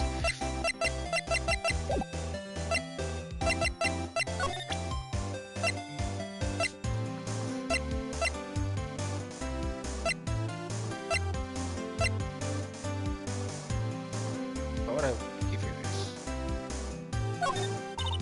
Excuse me, but I'm a witness, police witness. You understand? How could I possibly give you any information in good conscience? Me, the witness, is just like me in the movies.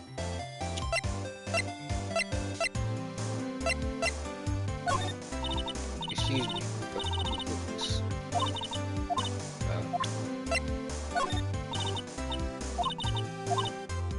She's just gonna say it all the time?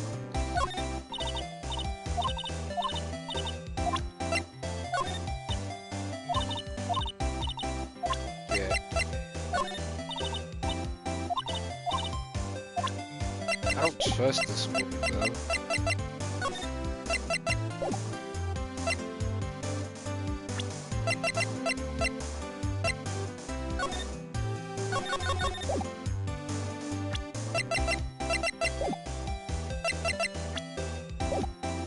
Guess we gotta move, huh?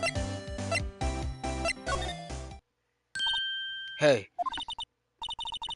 what is it? Did you meet the lawyer? Sorry, I haven't seen him yet. I see. Hmm. I better go see if I can find this elite lawyer she's talking about.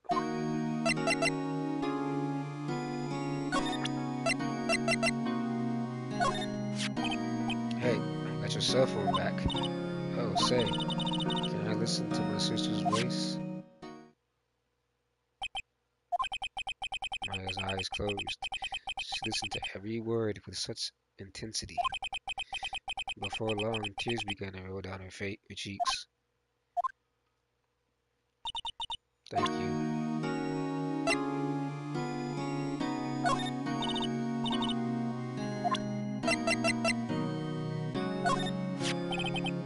I wanted to ask you about the murder weapon. Of course, sis. You're not asking me about this now.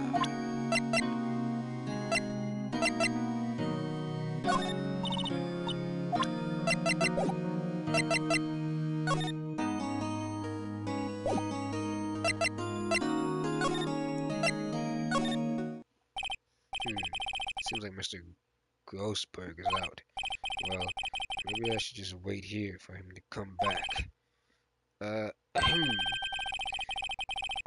If that wasn't the most over-the-top clearing of the throat I've ever heard. Aha. So, you're the one ah. So, you're the one they say has been looking for me. Yes. Uh, it, yeah, that's me. He looks even grander than I imagined. Hmm. That badge on your collar.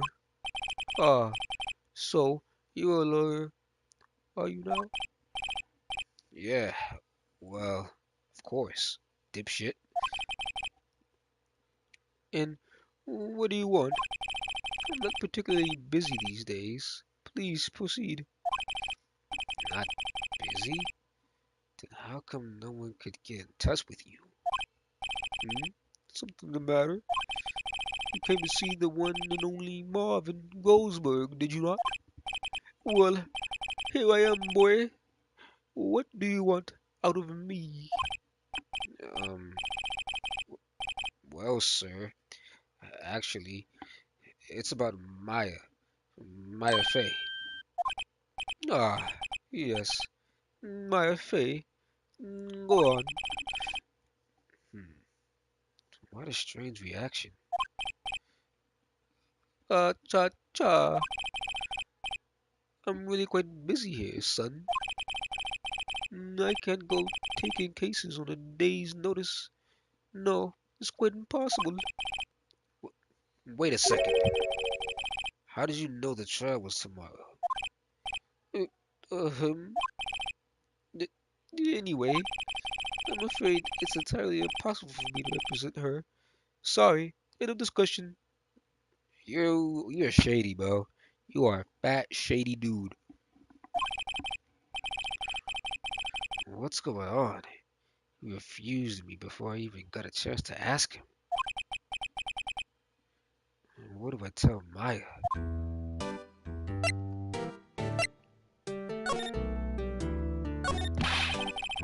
How can you just refuse like that? Please tell me why you won't take the case. Hmm.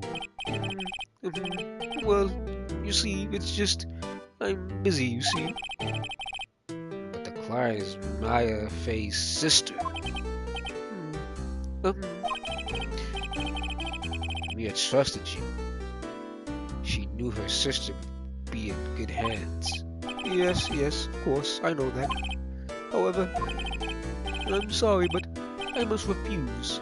Sorry. Goodbye. Creep. Fine. I don't have time to argue with you anyway. I'll go look elsewhere. Think not. Huh? Did you say something? I think not, I said. What do you mean? I'm terribly sorry. But I'm afraid that no lawyer worth their salt like will take on that particular case. Terribly sorry, my boy. Why?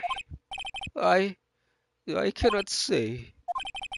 I beg your pardon, but could you leave now?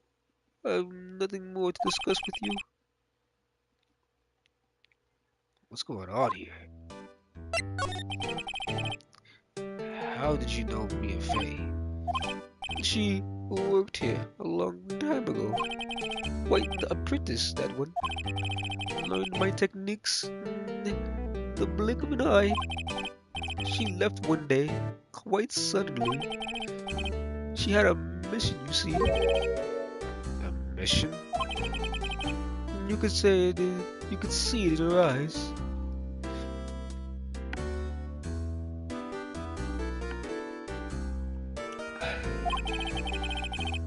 She followed it with a burning passion. Never looked back at that one. That's quite a paper. Aha, you noticed? It's my pride and joy. Impressive, isn't it? Well, isn't it? The color of the sky, the hue of the sea, the wave of the star hat is worth at least 3 million. I have no intention of parting with it, of course. No, I won't sell it. Not even to you, mongrel. I wasn't even interested, nigga. It's not for sale. I'm not buying it, you fat fuck. Jeez.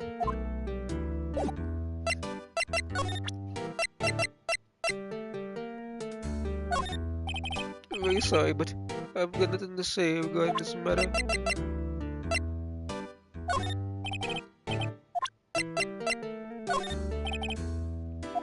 You guys said about everything, huh?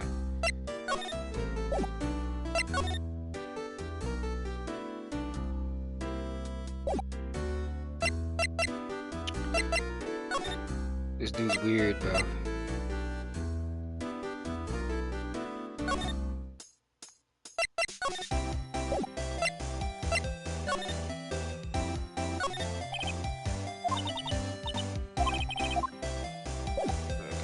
I guess it's not later. Yeah, he won't. September 6th, 3:42 p.m. Detention center, visitors room. Hiya. Oh, you're back. Did you find a lawyer? Um, well, what do I tell her? Well, see, just be honest. I I really don't think you should use that guy. He didn't seem healthy. He was all skin and bones. What really happened?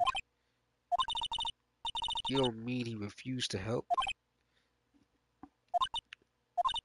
I see. I've been abandoned then.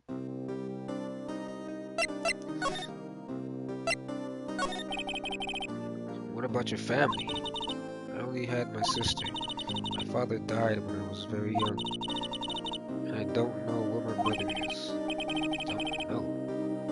So she could still be alive?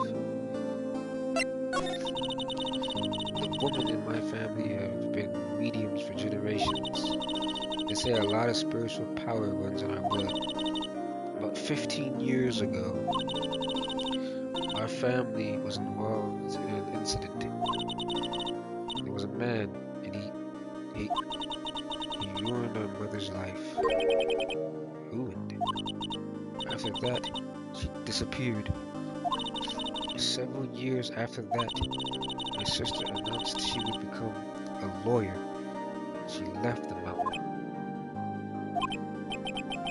So, you live by yourself?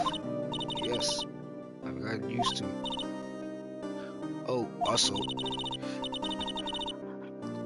I had to become independent or I would lose my powers. That sucks. I feel bad for her. All by yourself up here. So, who was that man? Or who, ruined your mother? About 15 years ago, there was an unusual murder case. It made quite a stir. Everyone was talking about it, apparently. The police were running out of leads, and they were getting desperate. Wait. They didn't use a spiritual medium, did they? The police convinced my mother to try to contact the victim. Wow. So what happened? The case was solved. We thought. The man my mother helped the police capture was innocent. The police's consultation with the medium had all been carried out in secret, of course, but a man found out about it and leaked it to the press. He told all the papers that my mother was a fraud, and the media jumped on it big time. My mother became a laughing stock of the nation. I see. White. Excuse me? White? That was his name, my sister told me. White. Just a little longer now before the state-appointed lawyer comes, I guess. 4 o'clock. Time's up. What should I do? Do I just leave her and go home? I've made up my mind. I'm going to defend you, whether you want me to or not. Why? Why? Well, I can't abandon you. Someone else is the culprit. I don't know why.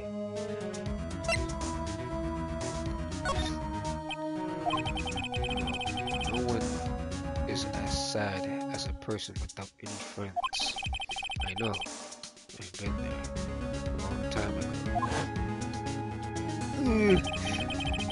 Why did I become a lawyer? In the first place?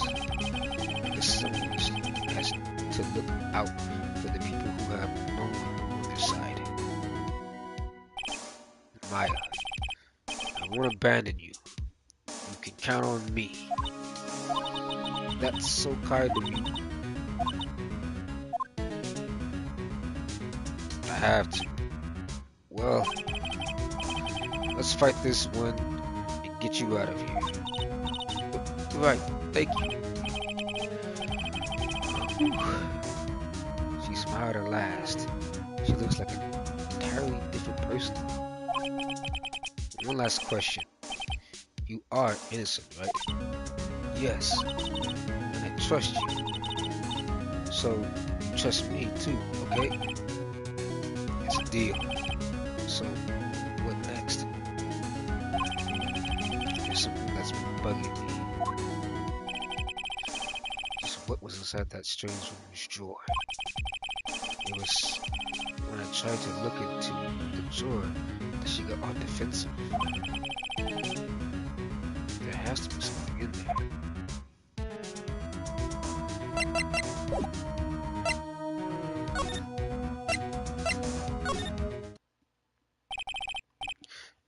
Bellboy. Good afternoon, sir. Excuse me, you are... Ah, I beg your pardon, sir. I am the bellboy of this establishment. At your service, sir. Oh, right. I've just come up to deliver room service, sir. Um, do you know where Miss May might be? Ah, I believe our guest Miss May is currently using the, facilities. If you've no need of anything, I'll be taking my leave. Please, stay as long as you like. Enjoy. Yeah. Wait. No. Hey! Why does it seem like every time I come here, I end up embarrassing myself? Wait. Now's my chance to snoop around a bit. Ah, I almost forgot. Gah! You, you came back quick. Might I ask you to inform Miss May that there is a message for her? Please tell her that Mr. White of Blue Corp phoned. Oh, right. Sure. Mr. White of Blue Corp. Where have I heard that name before? White. That was his name. My sister told me. White was the name of the guy who ruined Mia and Maya's mother. Could it be a coincidence? Buck said, some screwdriver sticking out of that half-open drawer. That's my chance to see what's inside. What do we have here? A wiretap, huh? What would a woman like her be doing with a thing like this?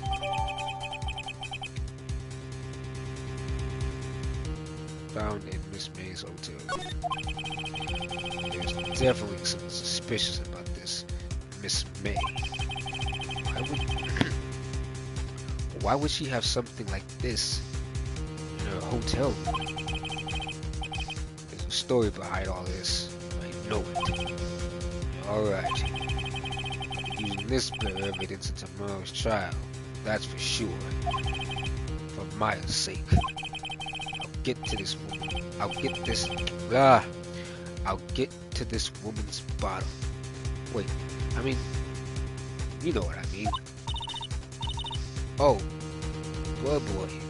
Still here, still there? Uh-oh, time to scrap. Look forward to tangling with you tomorrow, Miss May. In court. To be continued, boy. Hey, I'm not gonna stop playing for you.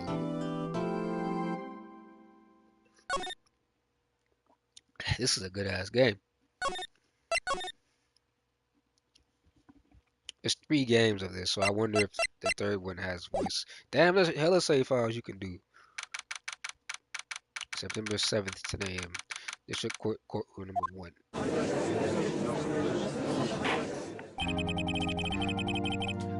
Court is now in session for the trial of Miss Maya Fay Edgeworth. The prosecution is ready, Your Honor. The defense is ready, Your Honor. Miles Edgeworth. I better not show any signs of weakness today, or he'll be on me in an instant. Mr. Edgeworth, please give the court your opening statement. Thank you, Your Honor. The defendant, Miss Maya Fay, was at the scene of the crime. The prosecution has evidence she committed this murder, and we have a witness who saw her do it. The prosecution sees no reason to doubt the facts of this case, Your Honor. I see. Thank you, Mr. Edgeworth. Let's begin then. If we may call our first witness, Your Honor. The prosecution calls the chief of police, the chief officer at the scene, Detective Gumshoe. Look at this dude. Look at this joker. Witness, please state your name and profession to the court. Sir, my name is Dick Gumshoe, sir. That is such a weird ass last name. I'm the detective in charge of homicides down at the precinct, sir. Detective Gumshoe. Please describe for us the details of this murder. Very well, sir. Let me use this floor map of the office to explain. The body was found by this window here. In the cause of death, loss of blood due to being struck by a blunt object, sir. The murder weapon was a statue of the thinker found next to the body, sir. It was heavy enough to be a deadly weapon, even in a girl's hand, sir. Isn't there evidence? There's evidence in there, isn't there? The court accepts the statue as evidence. They're still calling it a statue. Floor plans added to the court record. Now, detective. Yes, sir. You immediately arrested Miss Maya Fay, who was found at the scene, correct? Can you tell me why? Yes, sir. I had hard evidence she did it, sir. Detective Gumshoe, please testify to the court about this hard evidence. Witness testimony. Here we go.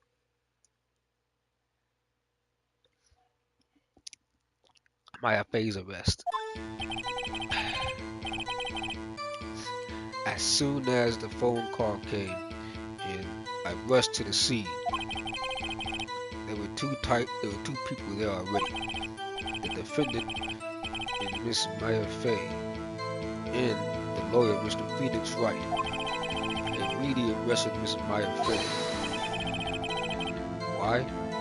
We had a witness account describing her. The witness saw Miss Maya Fay at the very moment of the murder. The very moment, you say?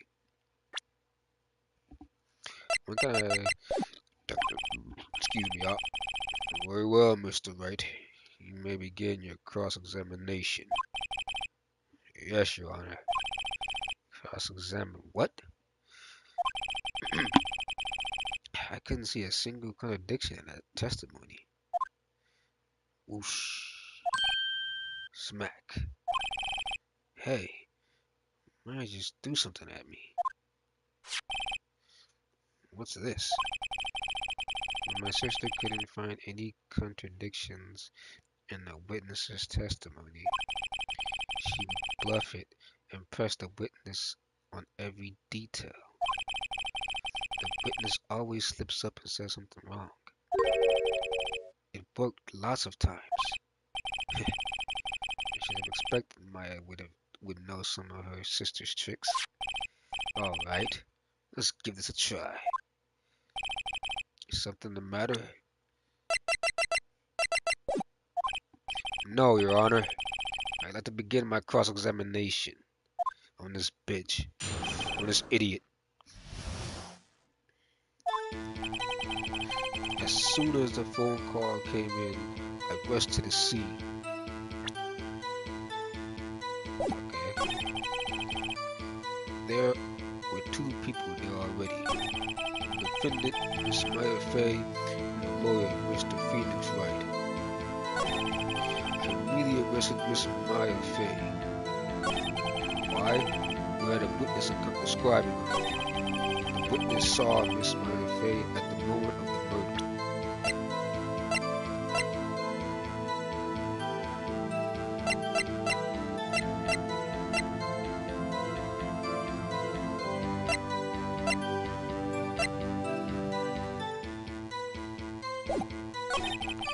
Can't you see a single contradiction there? You just have to take Maya's evidence in person on anything suspicious. As soon as the phone call came in, I rushed to the scene.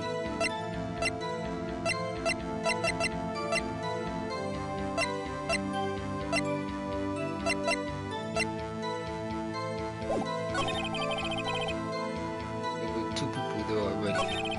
The defendant, Miss Maya Fay, and the lawyer, Mr. Phoenix Wright.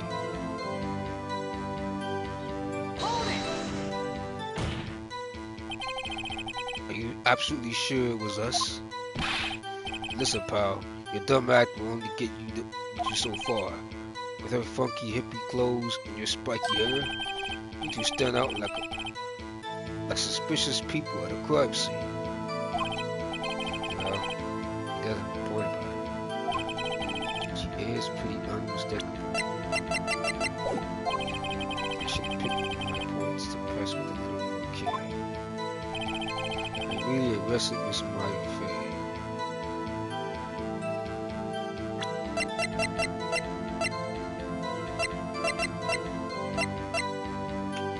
What am I supposed to? Why? We had a witness account describing her.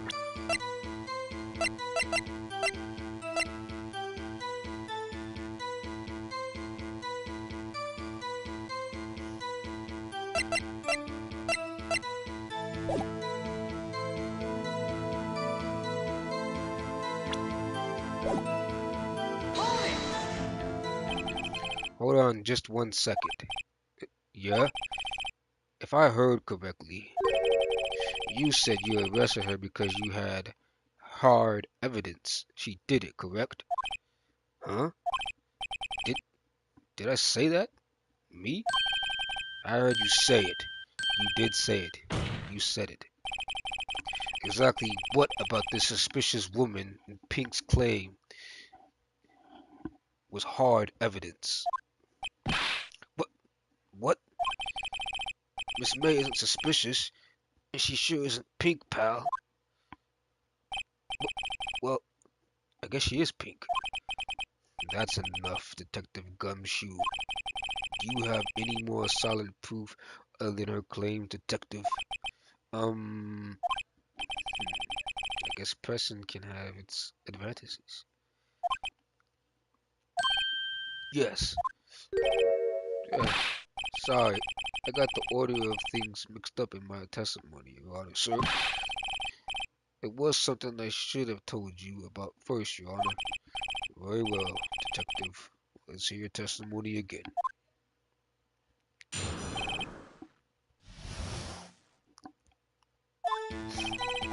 After securing the suspect, I examined the scene of the crime with my own eyes.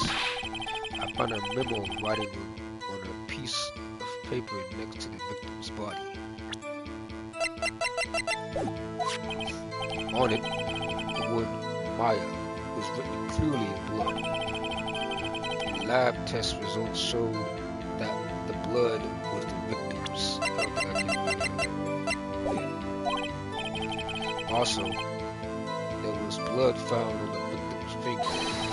Before she died, the victim wrote the killer's name.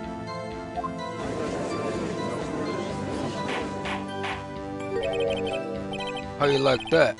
That's my hard evidence.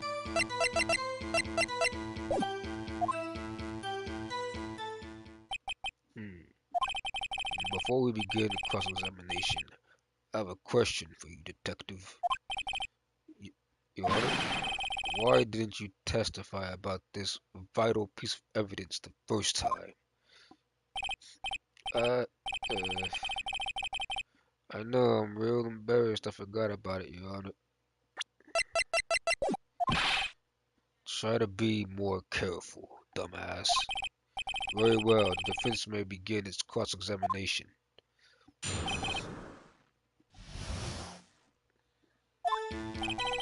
After securing the suspect, I examined the scene of the crime with my own eyes. I found a memo writing on a piece of paper next to the victim's body. No, you didn't.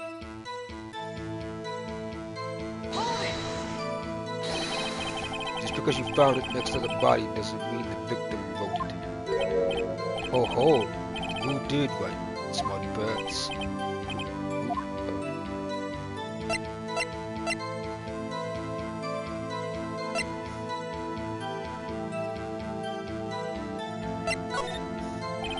Well, it could have been the witness, Miss May. Hold it. Hold on. The witness was in her hotel room, not the office. Try pulling the other leg, Mr. Wright. Yeah, and while you're at it, pull mine too, pal. Ugh. Well, Detective, tell us what was written on that memo you found. On it, the word Maya was written clearly in blood.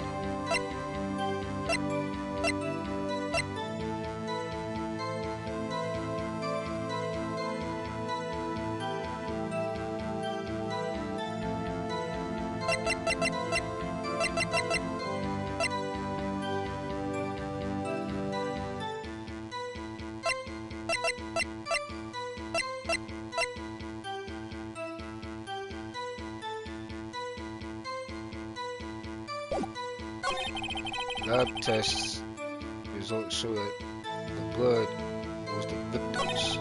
Also, there was blood found on the victim's finger.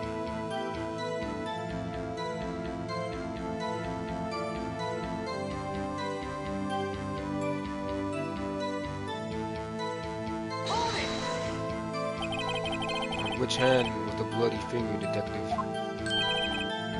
Right hand. She was right-handed. Ha ha ha ha ha. Nice try. I guess it wasn't too hard to see what I was getting there. Before she died, the victim wrote the killer's name.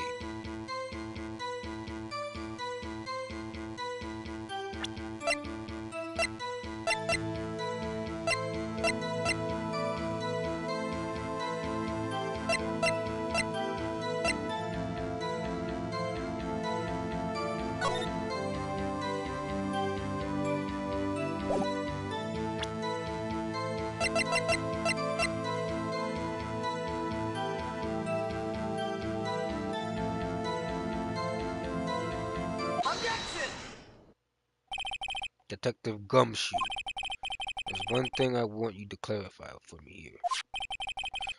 You say that the victim, Maya Fey, wrote this note. That she was accusing the defendant, Maya Fey. That's really what you're saying.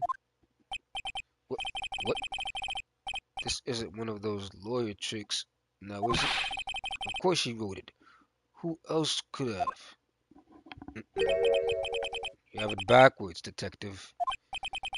Backwards? The victim is the only person who absolutely could not have written it. This is a report from your department, Detective.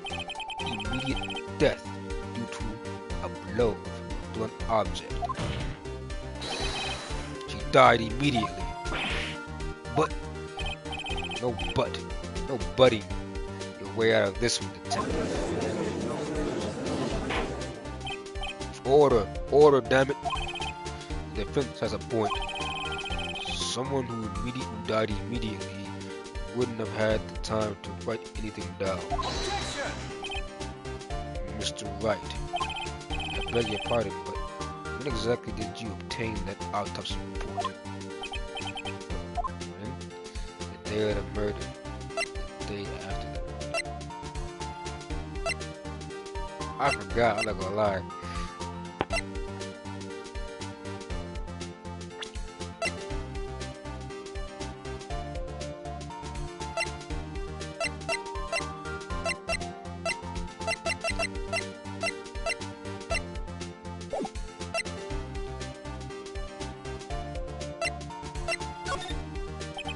It was the day after the murder. The prosecution's point being that autopsy report is outdated, Your Honor. What? A second autopsy was performed yesterday at my request. Death was almost immediate due to a blow from a blunt object, but there is a possibility the victim lived for several minutes after the blow. I received these results this morning. No way. Your Honor, it's quite easy to imagine that the victim did have time to write Maya. That is all. I see. Damn you, Edgeworth. I should have known to have something up your sleeve. Why, Mr. Wright, you look shocked. Something you want to say? You're a sham, Edgeworth. The detective's a sham.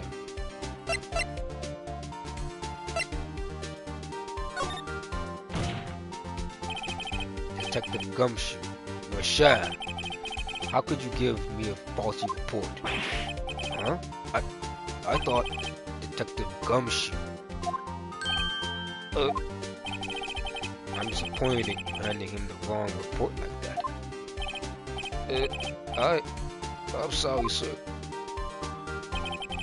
You are at fault, Detective. This isn't going to look good on your evaluation next month. But Your Honor, I submit this report to the court. Understood. The court accepts the evidence. Died.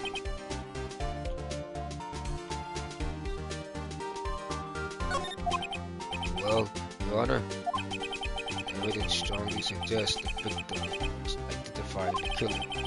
I suppose that's the obvious conclusion, yes. Darn, this isn't good. The prosecution would like to call its next witness. This poor, innocent girl saw the murder with her own eyes. Let the witness, Miss April, take the stand. Whether you would, part of her is innocent.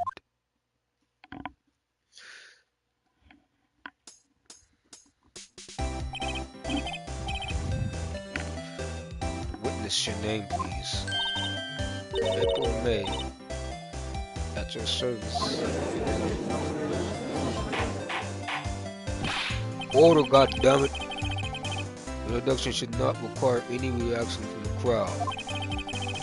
The witness will refrain from wanton winking. Yes, Your Honor. This is not good. She's already captured the heart of every man in this courtroom. Tell us where you were. Tell us where you were. Tell us where were you on the night of September 5th when the murder occurred. Gee. I was like in my hotel room. I checked in right after lunch. And this hotel is directly across the Fay and Code law offices. That's right, big boy. Please testify to the court about what you saw.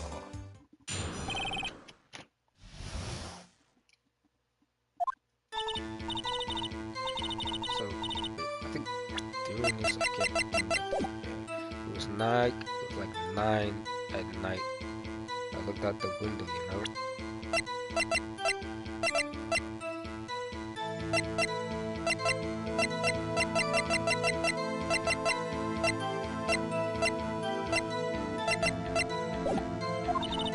And then, I saw a woman with long hair being attacked.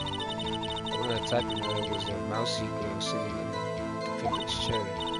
Then the woman dodged to one side and ran away. But that girl, she caught up to her and she hit her. Then the woman with the long hair, she's kinda slumped at the end. That's all I saw. Every little bitsy. Hmm. Well, Your Honor, I see. It's remarkably solid testimony. I don't see a need to trouble the witness any further. Wait a minute. Wait, Your Honor. Yes, Mr. Wright. What about my cross-examination? I thought the witness's testimony just now was quite firm, didn't you? Hell no, I did not think that. Mr. Wright, I understand you were Miss Fay's understudy, were you not? You must know her techniques well. Her cowardly way of finding tiny vaults and perfectly good testimonies. Hey, how dare you, you son of a bitch? Well, Mr. Wright, will you cross-examine the witness? I'll gladly proceed with my cross-examination, if only because I have a feeling Esworth doesn't want me to. She has to have some weakness. Very well, you may begin your cross-examination.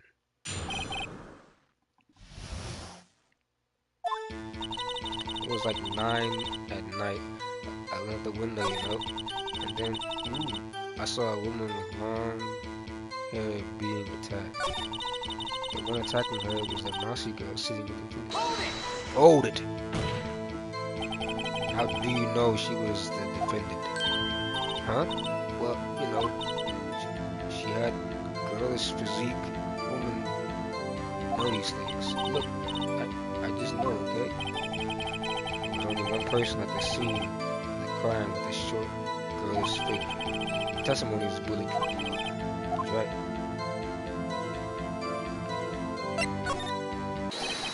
Hold on a minute. That testimony stinks. What? Miss May, I'm willing to bet that.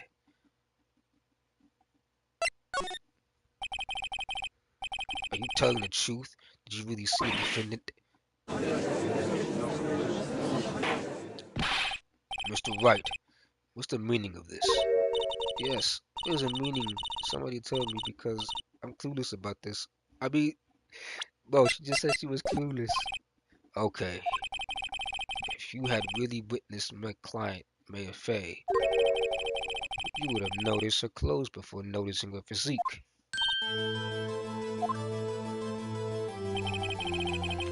No one wears clothes like this on a daily basis except her. And I'm not no expert on fashion, but her hairdo looks far from normal to me. However, the witness's testimony mentions neither of these things.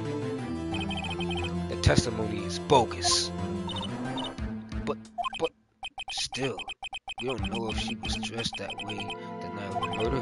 She was, Your Honor. I saw her. And she did, Detective Gumshoe. And so did Detective Gumshoe. What do you say about that, Miss May? Lord, what are you trying to say, you mean lawyer? I saw what I saw. I just didn't think all the trifling little details were necessary, Harley.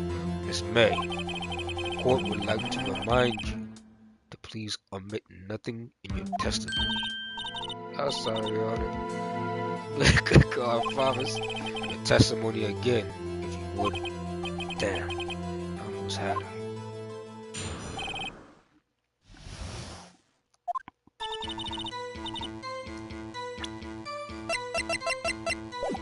I did see everything. The victim, the woman, dodged the first attack and ran off to the right. Then the girl in the hippie clothes ran after her, and she hit her with that weapon. I saw it. I did.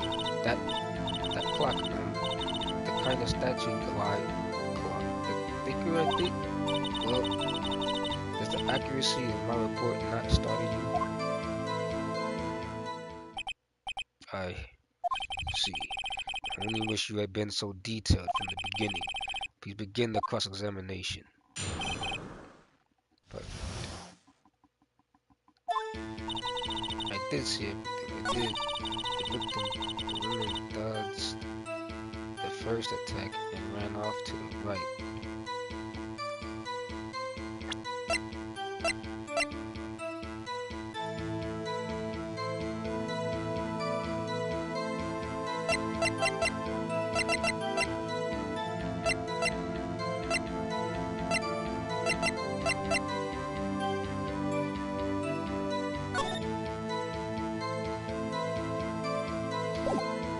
She said the victim dodged the first attack and ran off to the right.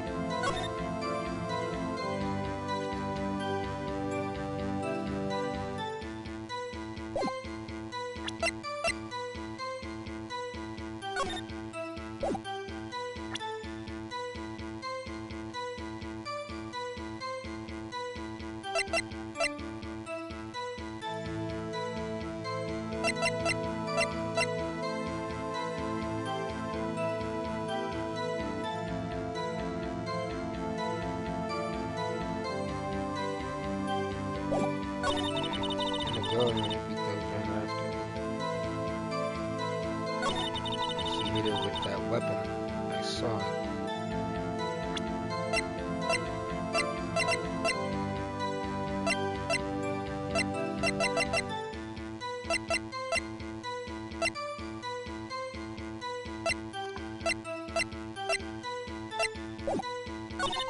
That clock, that kind of statue-like thing, the thinker, I think.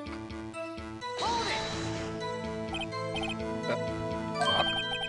Didn't this come up in another testimony recently? Well, don't look so sour, Mr. Lawyer. You can't win them all. No, but I have a feeling I'm on to something now. That clock, the kind of statue-like thing.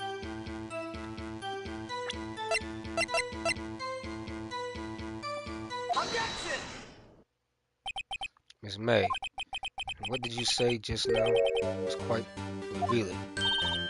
Really? Oh, you like that, wouldn't you? Alright, Mr. Warrior. You just said that this statue of the thinker was a clock. But there's no way of knowing that just by looking at it. Another person in much the same position as you recently called this a clock too. And he was found guilty of murder. Order, order, goddammit. Miss May, can you explain how you know this was a clock? Objection! The witness saw the murder with her own eyes. That's all that's important here. The defense is trying to confuse the witness the issue with trivial concerns. Yes, yes, of course. You will enjoy your question, Mr. Wright. Objection! No, I will not. But questions are all I have, Your Honor. And as you may recall, I've caught murderers with these questions before. Well, only once. Objection sustained. May continue to question the witness.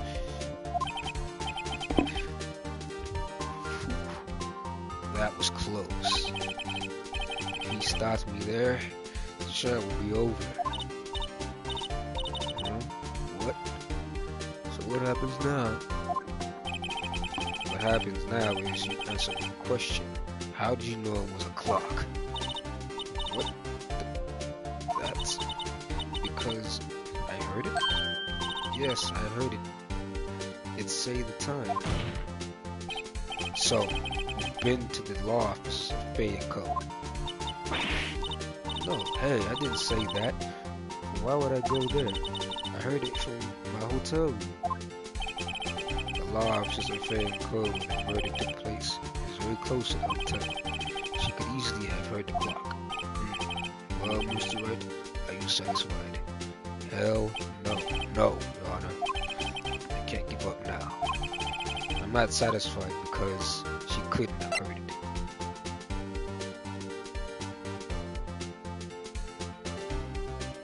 She couldn't have heard it. It couldn't have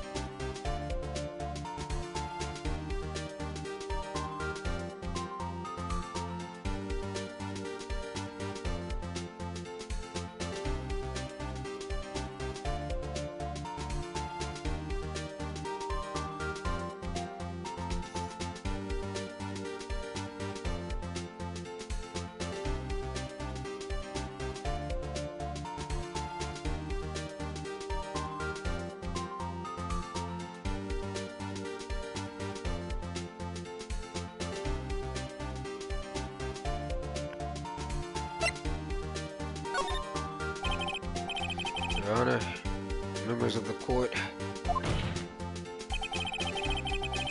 it is inconceivable that the clock in question rang.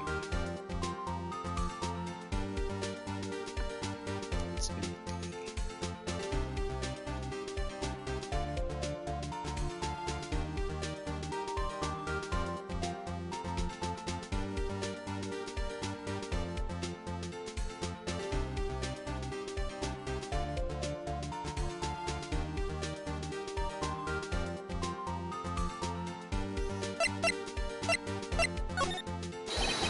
That clock is missing its clockwork.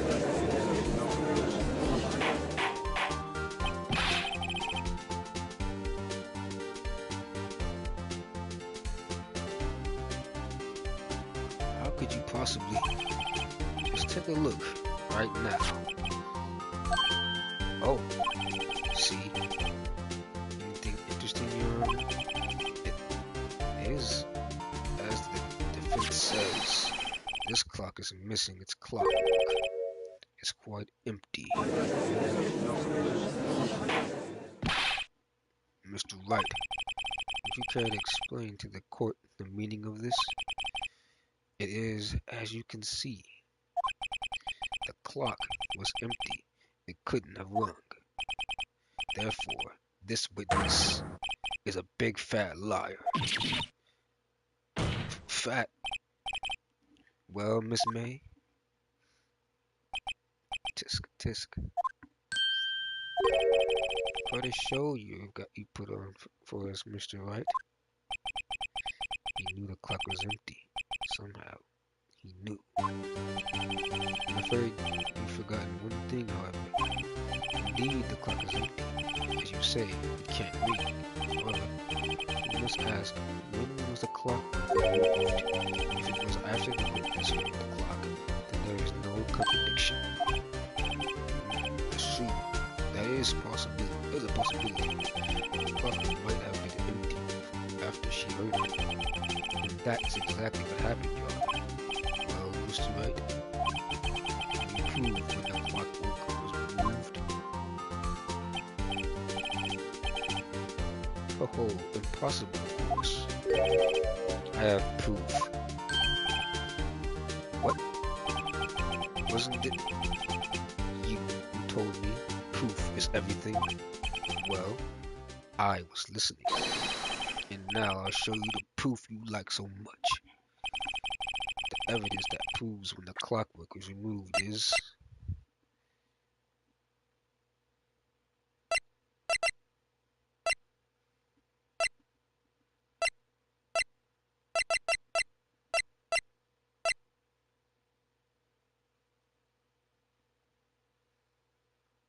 It's this one, right?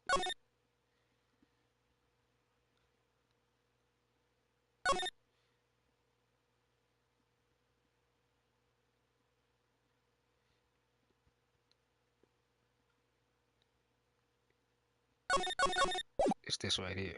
The phone. Take that! Take a look at this. That's a very cute cell phone. Oh, you have a girly phone. Wait. This isn't my phone. Listen, this is the defendant's cell phone, and it contains a recording. A recording of a conversation she had with the victim on a day Order, goddammit. The defendant's cell phone? This wasn't brought to my attention. Perhaps Detective Gumshoe overlooked it. The good detective better remember his evaluations. I gotta say, I'm starting to feel real bad for the big fella. Let's hear the conversation.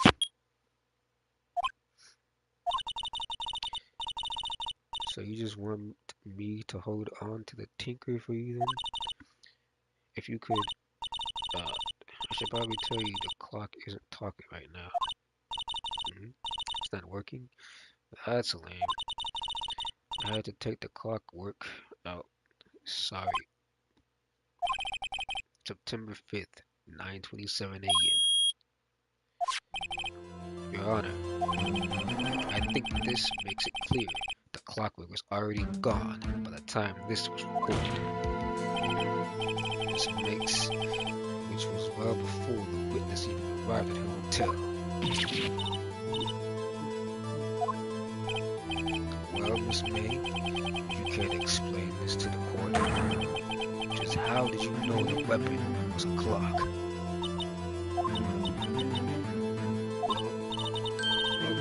Isn't it obvious? I saw that clock before. What store was that again? I go to so many. Oops, I forgot. So the witness had seen it before. That would make sense. Does the defense have any objections, Mr. Wright? The witness claims she had seen it before, but this typically contradicts a piece of evidence already submitted to this court. Well then, let's see it. Please produce this evidence that would prove the witness had not seen the clock before. Wait.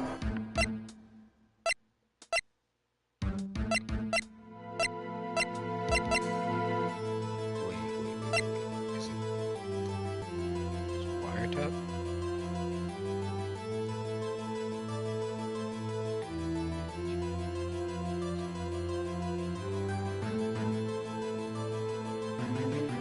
What the fuck are you doing? The fuck is my phone?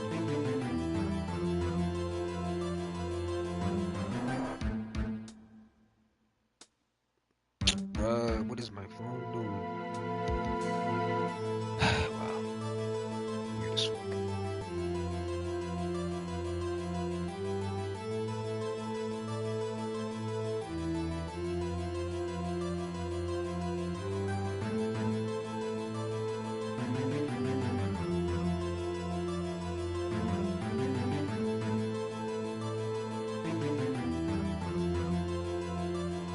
Take that! Here is undeniable proof.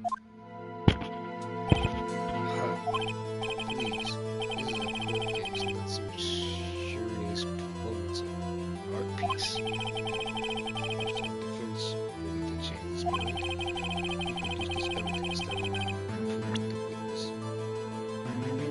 Was it the wiretap?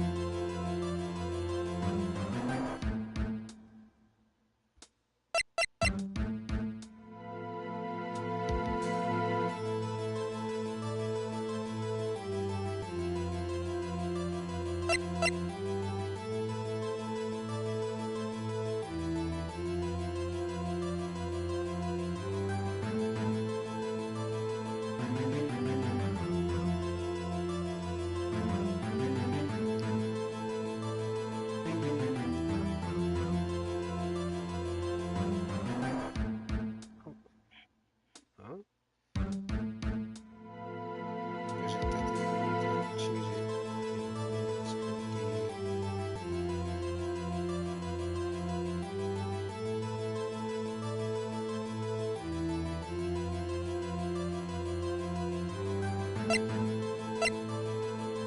Take that! It's simple.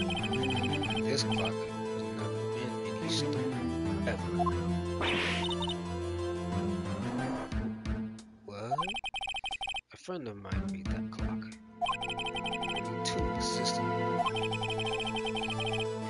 the one that isn't here is in police custody.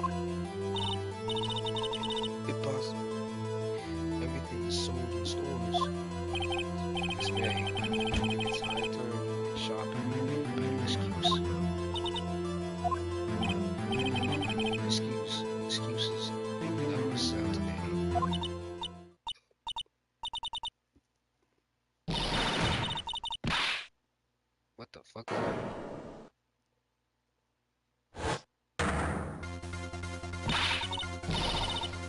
to you, porcupine head. That stupid clock doesn't matter, okay? She did it. And she should die for it. Die.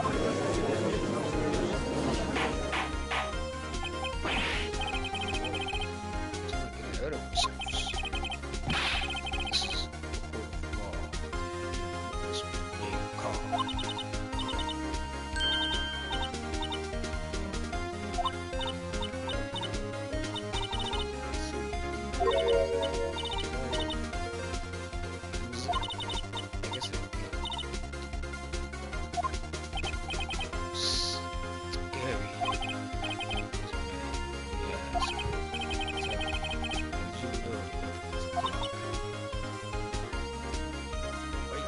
Pissed. Oh dear. Defense had opinion on this man. Okay, this is it. Yes, Your Honor. Let me explain now. I see the truth of the matter. This April May.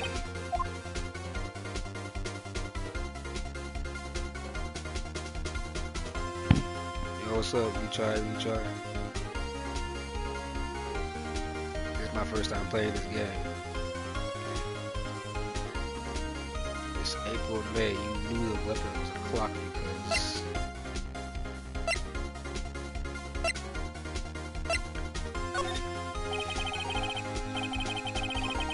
is familiar territory. I'll just use the same approach as before. Miss May held that very clock in her hands. Mr. Wright, when was this? She used to strike the victim. Winners. Order, goddammit. Mr. Wright, where's the meaning of this? April May, you killed me and Faye, I say. What's wrong? When you struck the force of the impact, you made the thing ring. That's when you wrote it. Look at him. I'm a snub-nosed jackass. You truly are a work of art, Mr. Phoenix, right? What's that supposed to mean? It was you who just proved that the thinker was empty. Of course it would really. Oh yeah, yeah. Clock is not working. What's more, the witness was a rock-solid alibi. Miss May, perhaps you could explain to the poor, misguided Mr. Wright that you were in the hotel at the time of the murder. She can prove it. She did it. It would be my pleasure. No way. Yes, Mr. Lawyer. Didn't the murder take place at 9 o'clock at night? Gee, that's the exact time I ordered some room service from the hotel bellboy. Incidentally, that bellboy corroborates the witness's story. Ergo, she was not at the crime scene. Rock solid, asshole. Order, goddammit. Mr. Wright, you just made a serious accusation against a perfectly innocent woman. Sorry, Your Honor. That didn't go so well. But if that's the case, how did she know to think it was a clock? Wait. Your Honor, I figured it out. There is one other way Miss April May could have known it was a clock. One way alone, and I have proof. Well, proof you say. Then, yep, the court will examine your proof, Mr. Wright. Yeah, the wiretapping. I tried to use that earlier, but it did not work.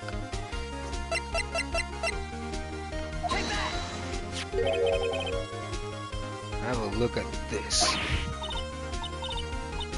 That I found this in Miss May's room. Mr. Wright, please explain to the court what this is. Miss April May, you were tapping the victim, Miss My Bay's phone, were you not? Objection! Your Honor, this is irrelevant. I'm not entirely sure that it is.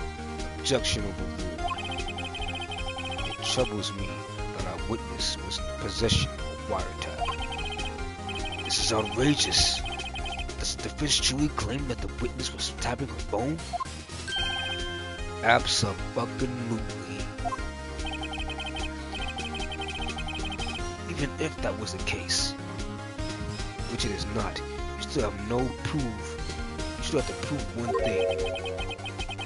Did the victim ever say that the weapon was a clock on the phone? Can you prove that? I think not, dirtbag. Oh yeah?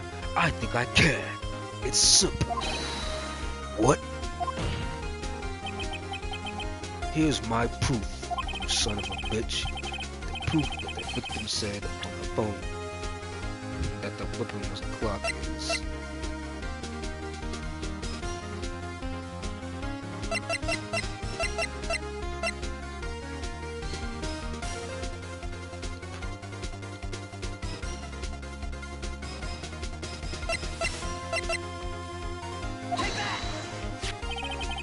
I present the defendant's cell phone. Yes, we've seen that before. Listen once more to the conversation between the defendant and the victim.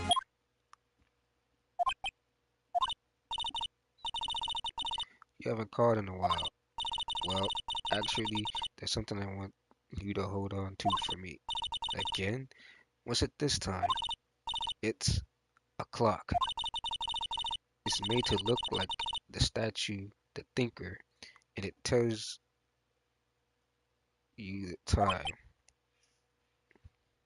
Skip dialogue. Miss April May, you used a wiretap. Listen to this conversation. That's how you knew the thinker was a clock. Am I wrong?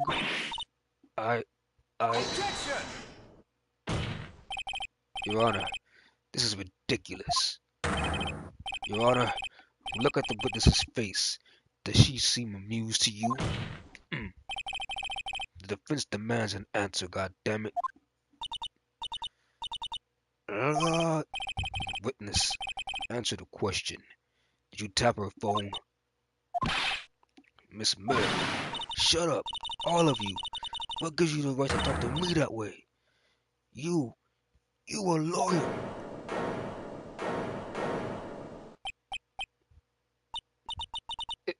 It's not fair. All of you ganging up on me like that. Oh, I'm so the bad girl. Is that it? Is that it? Girl, you better stop crying. This is the court. I did it. The court's seen the real Miss April May now. Now, to deal the final blow.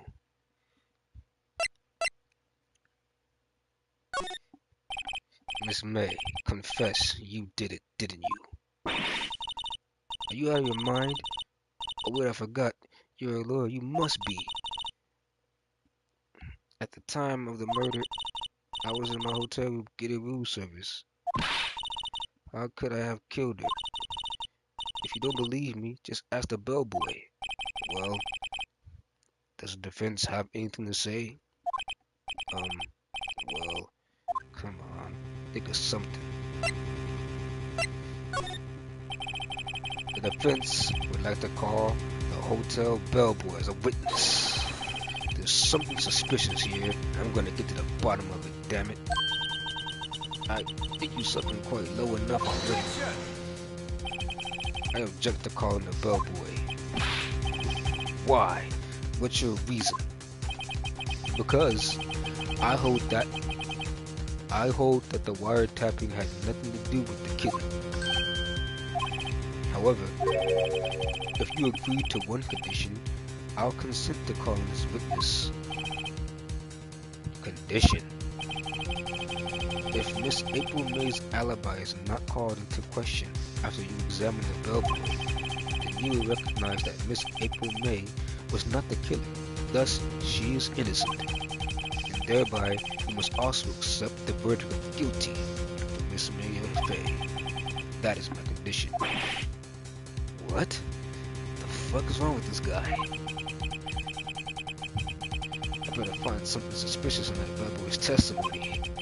Otherwise, Mary will be declared guilty on the spot. And what should I do? Alright. I got nothing to lose except for, well, everything. Understood. I accept your condition. Fool. You fell right into my trap. Huh? Wait. Very well. The court calls the hotel boy to the stand.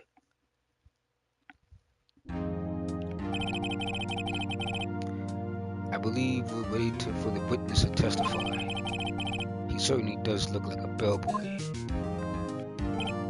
Yes, sir. I received your summons in the middle of my work, sir.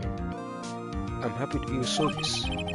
That tea set looks rather heavy, so without further ado, the witness may begin his testimony. Very good, sir. Very good, sir.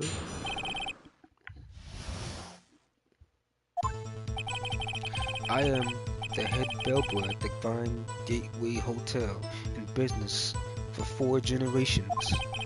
I believe I received a call after 8 in the evening from our guest, Miss May. She asked for an iced coffee to be brought to her at 9 o'clock on the dot, sir. I brought it to her at precisely the requested time, of course.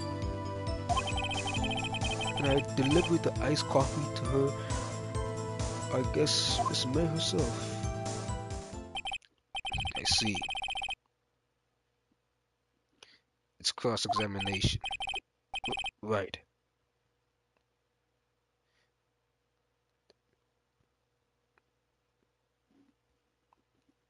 I'm ready, I hope. This is it. If I can't prove Miss May was involved with the murder now, the man will be finished.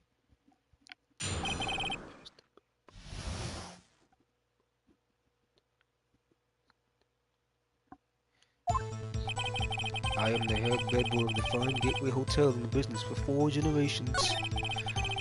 I believe I received a call after 8 in the evening from our guest.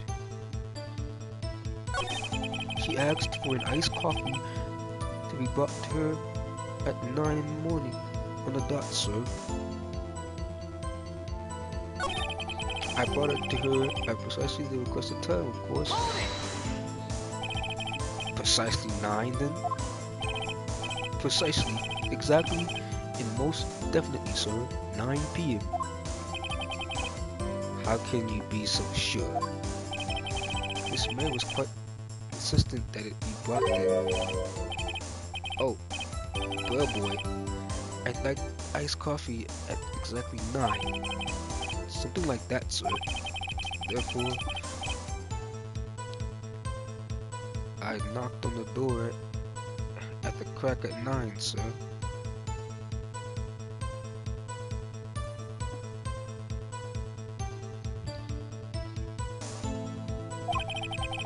Why would she be so particular about that time? And I delivered the iced coffee to her, I guess.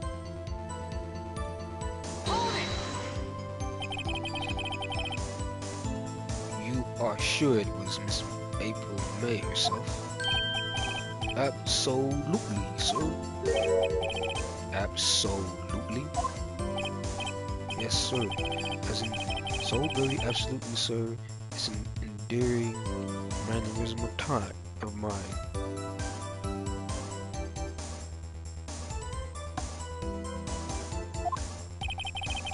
How come you're so very certain? Well, when I bought the room service, sir, the guest, sir, favored me with embracer, sir. Embracer? Is that French for embrace? It's French for kiss, sir, but not a French kiss, sir. more of a peck on the cheek. Why would she have done that? I believe perhaps she was momentarily swayed by my prim demeanor, sir. It was a moment I shall never ever forget, sir. Sounds pretty fishy to me. I think our Miss May was up to something. Wanted the bellboy to remember her. So good. There's nothing there.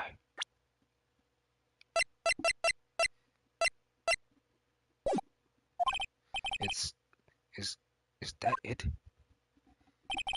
Tisk tisk. Finally, you understand. This bellboy has absolutely no reason to lie.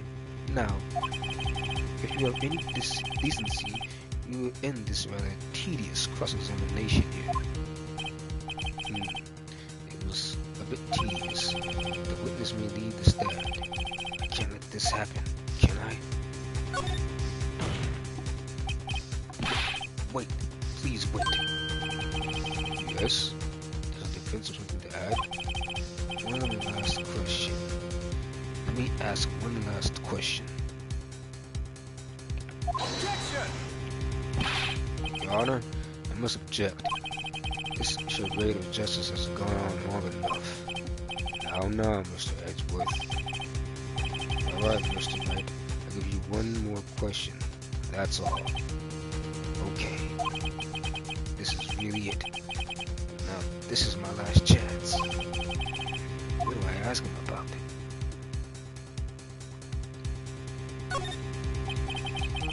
Tell me about check-in. Tell me about when you checked into Miss May. Oh, alright. Very well, sir. My first thought was that she was a beautiful, beautiful person. She's just my type of girl. So it was a disappointment, really. I see. Excuse me, what exactly was a disappointment? Well, I am not without charm, sir, but even I have a little chance with her. Well, over there. What did you just say? What did you just say? Rather quiet. Bellboy, tell us the truth now. Did Miss May check in with another person? Objection! I object. That was objectionable. Objectionable rule. The witness will answer the question. Yes. I see. Why did you not mention this in your testimony? Well, sir, you ask. Nice try. That's the sort of thing you're normally supposed to mention. Yes, quite indeed. It was the barrister there, Mr. Edgeworth, who... He asked me not to mention it if I wasn't specifically asked, sir. Oof. You fool. I've done it. I've won.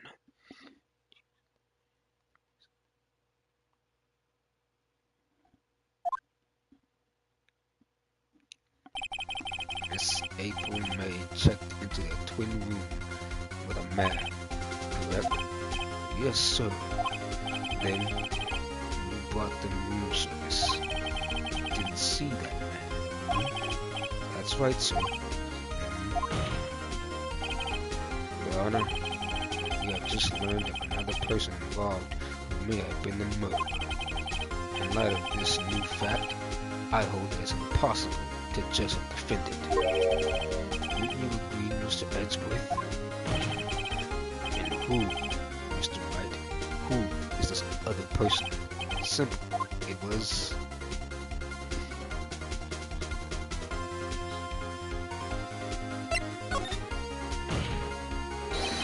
the man who checked in with Miss May. Oof. Your Honor, As has been previously revealed, Miss April May was tapping the victim's phone. Yet, Miss May herself has an alibi at the time of the murder. However, that does not clear the man that was with her. The bellboy saw no one else in the room at the time of the murder. My, what a convenient little setup, but it's too late. Too late? I suppose you'd like it if it was too late, wouldn't you? After all, it was you who hid the presence of the other man from this court. Upstart. Amateur. These accusations are ludicrous. Enough. The court acknowledges the defense's argument. I expect the prosecution and defense to look into this matter fully. Am I understood? Yes. Yes, Your Honor. And that is all today for the trial of May Fay. Court is adjourned.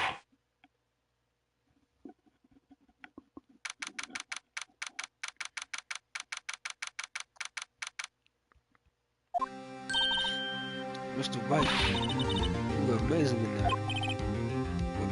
Really? I think I might be your newest fan. Well, come on, girl. Hey, I'm that dude. I'm that dude.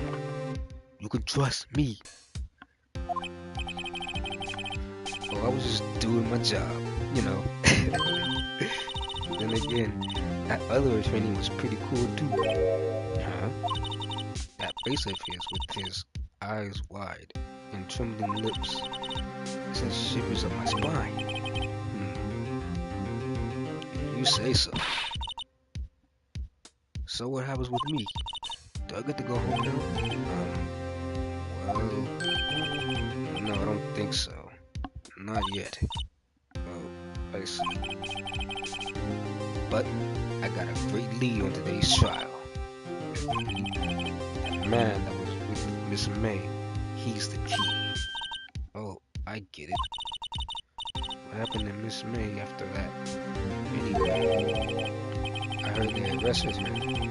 I guess she's learning her charms won't work everywhere. She's probably in the detention center now. I may have to go down there later. Anyway, this case is far from closed. Yes, sir. I'm going to find out more about this man. Do you think he was the one? Maybe so. Sis, don't worry. I'll find him by tomorrow. I promise. I'm counting on you. Count on me. I asked for a full record of April May's testimony. I thought it might come in handy during the trial tomorrow. But now that I have it, I'm not so sure. Most of her testimony was all lies. In fact, only one part that hasn't been stricken from the record.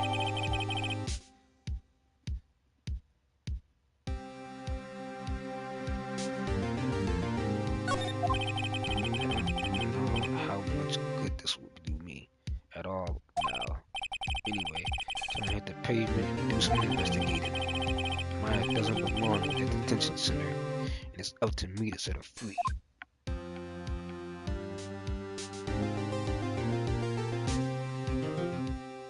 To be continued. I'm finna bounce off this, save this. I'm finna get off. I'll be on tomorrow. Peace.